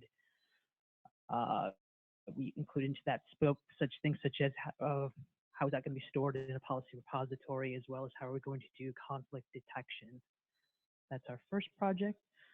If you scroll up, our second project has to do with policy distribution, how it is ingested and distributed to elements in the ONAP platform, the decision engines, the enforcement points, and how that relates to the policy repository. Third project, we wanted a specific project for generic policies. These are not anything specific to services or VNS, but are more at the level of the platform, how the platform operates. Where can they be expressed? At what point in, where can they be expressed? The last project has to do with where policies are going to be enforced, and are there going to be any types of onboarding for that? Are there going to be any requirements for APIs and security surrounding those endpoints for enforcing policy? And that's the 4 projects. Anybody have any questions or comments?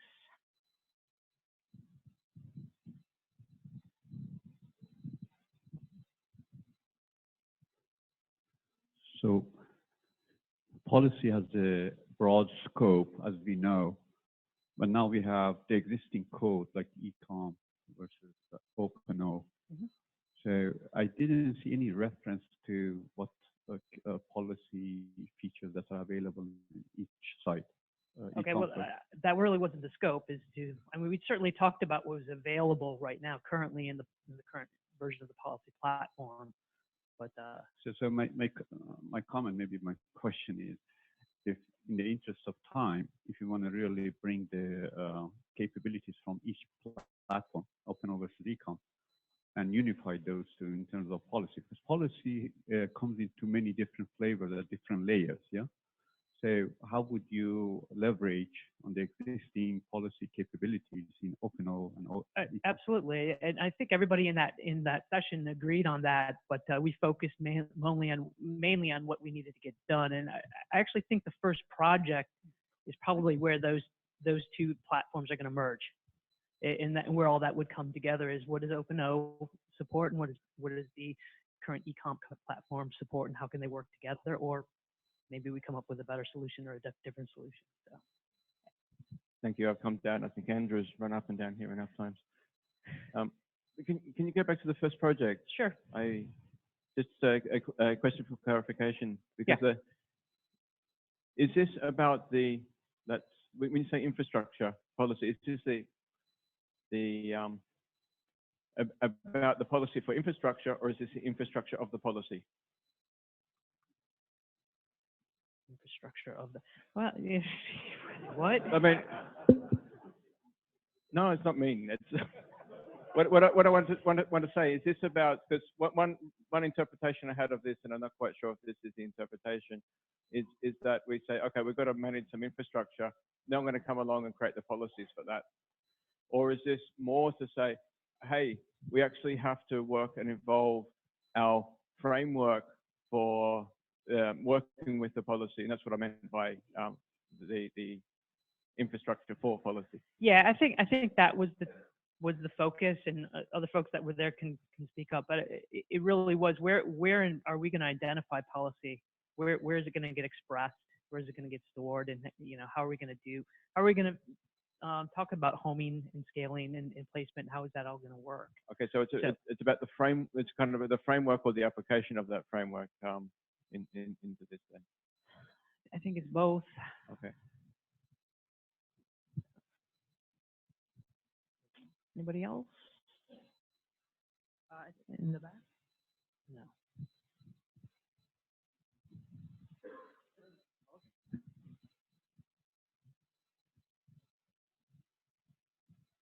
All right. We're perfect.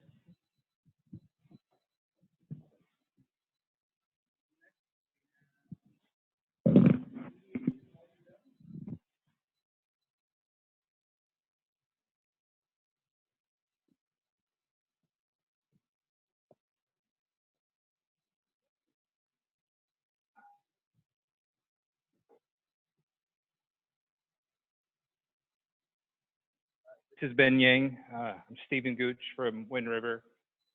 I've noticed the name Stephen is branded here already. I'm new, so please call me by my last name, Gooch. When I first went off to school, my father said to me, with the last name like Gooch, you don't need a first name anyways. So with multi-VIM, you'll also hear it referred to as a multi-infrastructure. So I know that at the ONAP mini summit last month, that's what the presentation was called. So just be aware that sometimes it's labeled one or the other. We identified 3 different projects.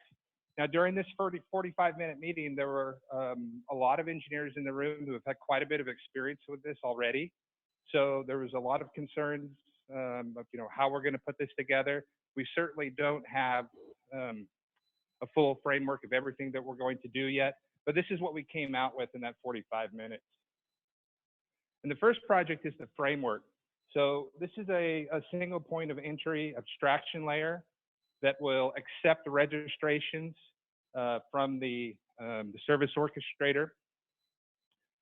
It's also going to be the main area or the docking station that will accept the plugins from the VIMs themselves. The second piece the second project, the homing locator. So this has a bit more intelligence of what the use case or what the orchestrator needs for the use case.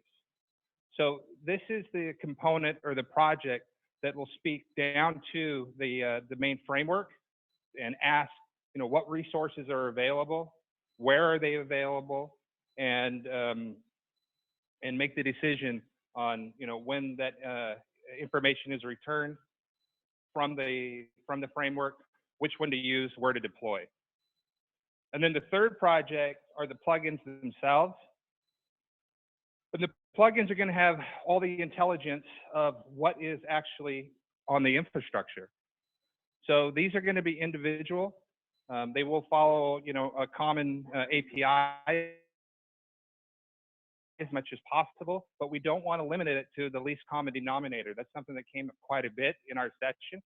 So there is going to be quite a bit of information here that's going to be different for each plugin. And we identified at least 3 plugins that at least we have owners for. One is OpenStack, one is VMware VIO, and the other one is Microsoft Azure right now. So those are the 3 that were identified during our session. So questions?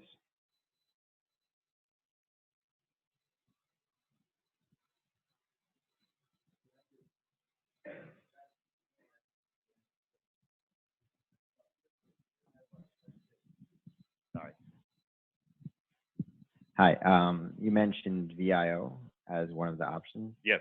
Is that not a native OpenStack API? Is there a difference?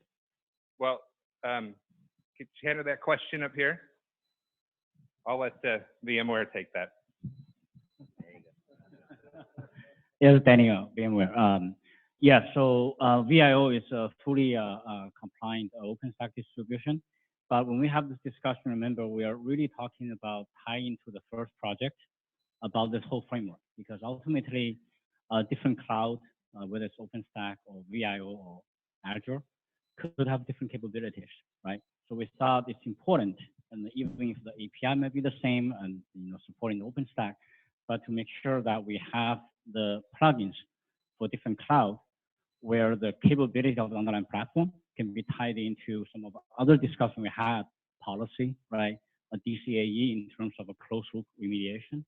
And that's really, but you're right, the VIO is a fully compliant OpenStack, yeah. So follow-up, I guess, is do you plan for like rack space plugins? Do you plan for AIC, which is AT&T's cloud plugin, or? The way that we put these projects together, anyone can own the plugin. So if there's ownership for it, if there's a sponsor, if there's resources, of course. We plan to make the framework completely open. Okay, thank you.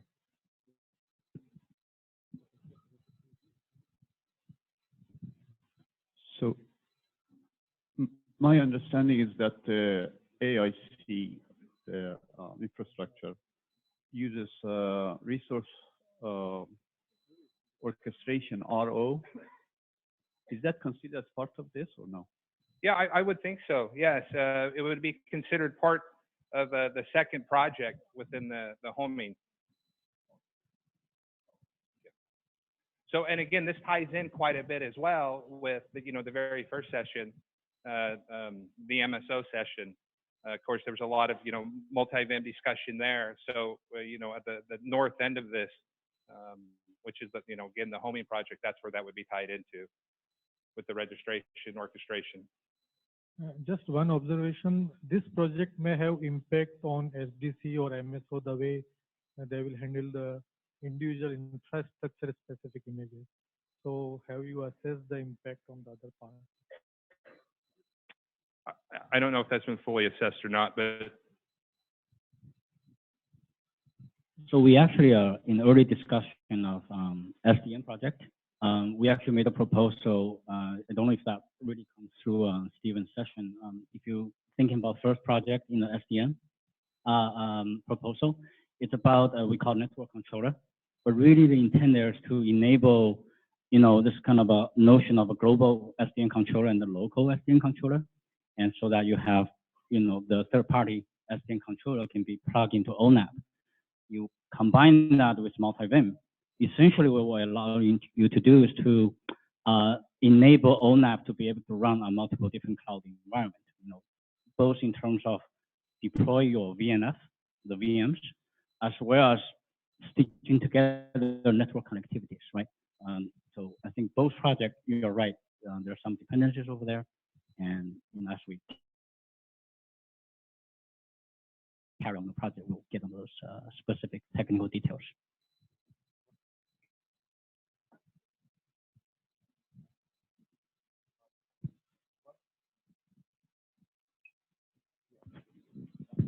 One aspect that you would like to consider is the impact of, or rather the dependency of the multi-VIM project on the DCAE from a metrics collection perspective. So probably we can identify that or include it as part of some project, that integration aspect. Yeah, good point. In the back. The last question.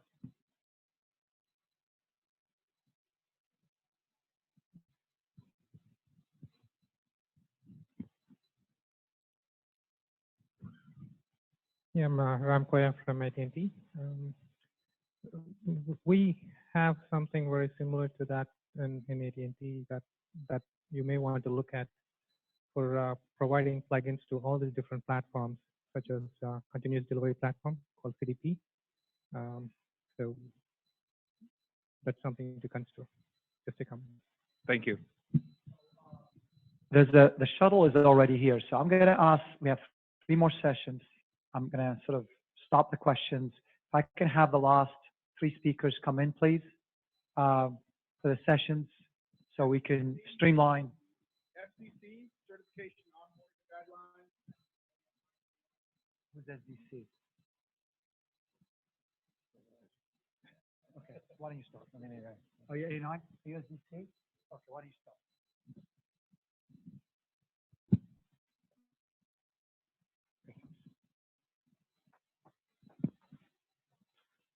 Okay. Hi, I'm Michael from the SDC. So after the short session we had, we decided, after reading the requirements, we separated into 3 different projects. The first project is the service design creation, the SDC. It's the project description is enhance existing platform for the ONAP release 1 architecture. The meaning of this is the whole merge between the OpenO components with the SDC as was described in the architecture. The scope is integrated projects like modeling, VNF SDK, and VFFC, converge with OpenO and OpenECOM, service function chaining design, design deployment flavors. That's project number 1. The second project is image management platform. After discussion, we saw that currently SDC doesn't manage the images themselves. They are managed in a different onboarding process. The idea here is to merge it into a project as well. Project description, API for onboarding VFs and service definitions onto SDC from external systems. Can you scroll? Oh, you're here. No, just a little bit upper. Great. Okay, and the scope is onboard images, image distribution, versioning, and quarantine area. The third project is creation of APIs for allowing onboarding of different hits into SDC. Project description, API for onboarding VS, service definitions onto SDC from external systems. And the scope is the same. Those are the 3 projects that we identified that we'd like to propose. Questions? No questions.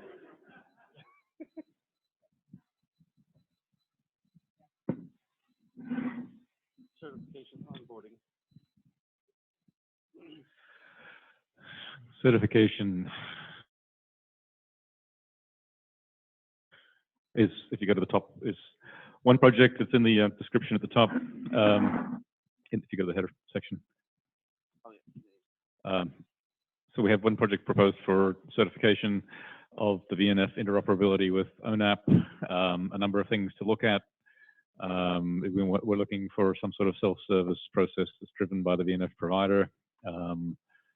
We've got to reference the version or the release of ONAP for use. We've got to make sure that there is an appropriate version of ONAP that's released ready for the VNF provider to do this, and also for any external certification authority.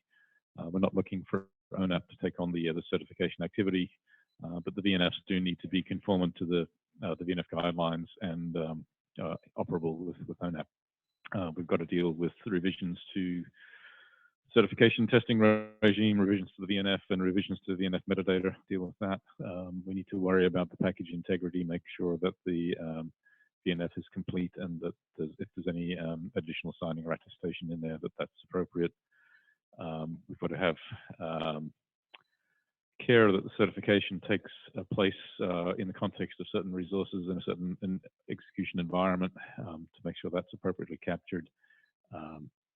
And also that this is likely to evolve based on experience, both operational experience and the evolution of ONAP as the code base expands. The reason for this is the reason for the certification program is to try and de-risk the deployments for the operators and to try and separate the sort of common industry certifications from the operator specific or functional certifications that may be done somewhere else. We're not trying to certify the functions of a VNF as being conformant to 3GPP or some other specification. It's just what's the ONAP aspect of things, what's already done in the guidelines. So we have some question marks about the scope for what we can do in release 1, and we expect the certification scope to evolve with releases, and they obviously have dependencies on the requirements being available. If you can get the other box out of the way, we can see the other dependencies. Obviously, there's a dependency to OPNFV, possibly to OpenStack. We need to have the test cases for the VNFs available to actually do the certification regime. So one project to cover that stuff. Comments? No, no questions. I escaped.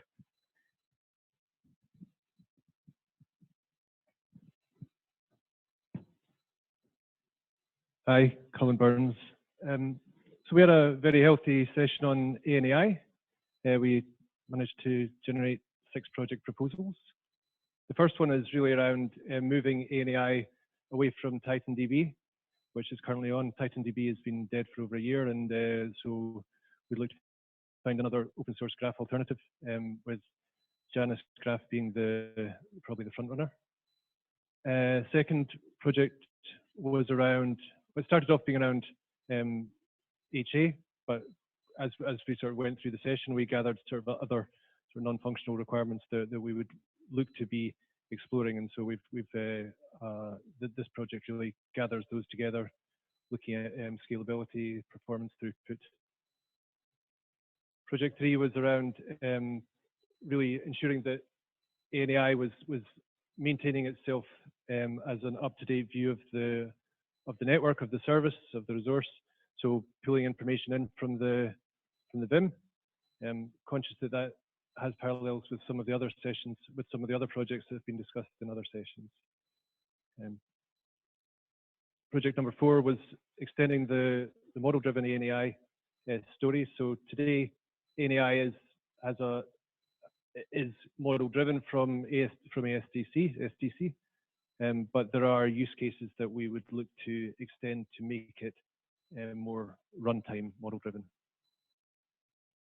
Project 5 is then looking to provide a view into, or a view back in time through ANAI. So allowing clients to be able to interrogate not only the as-is state of the network, but also to look at, you know, what was my configuration of my service 2 days ago when this problem happened, for example. And then finally, distributed ANAI. So as we start to deploy ONAP over a broader geographical space, what are the requirements for having ANAI locally located in order to serve information more readily to orchestrators to localized DCAE instances? So those were our 6. No questions. Good. All right, folks, we have the bus. The first bus is actually outside. Great day. If you want to join the TSC meeting, 8 o'clock tomorrow morning, Unfortunately, there's no time to go with Jamil and Chris's. They're going to put them on the ONAP website. So for those who want to look at those carefully, TSC committee, if you guys can please stay behind. For those who can make it, we're going to go through some of the proposals today, and tomorrow morning we will go through a filtered version of those proposals of things that TSC is going to propose based on the feedback today, for ones that we need to go ahead with. Okay, thanks everybody. I know it was a long day, and the activities just went a little down in the late afternoon, so I apologize for that. Enjoy the night, and hope you'll, there's great weather outside, so enjoy it.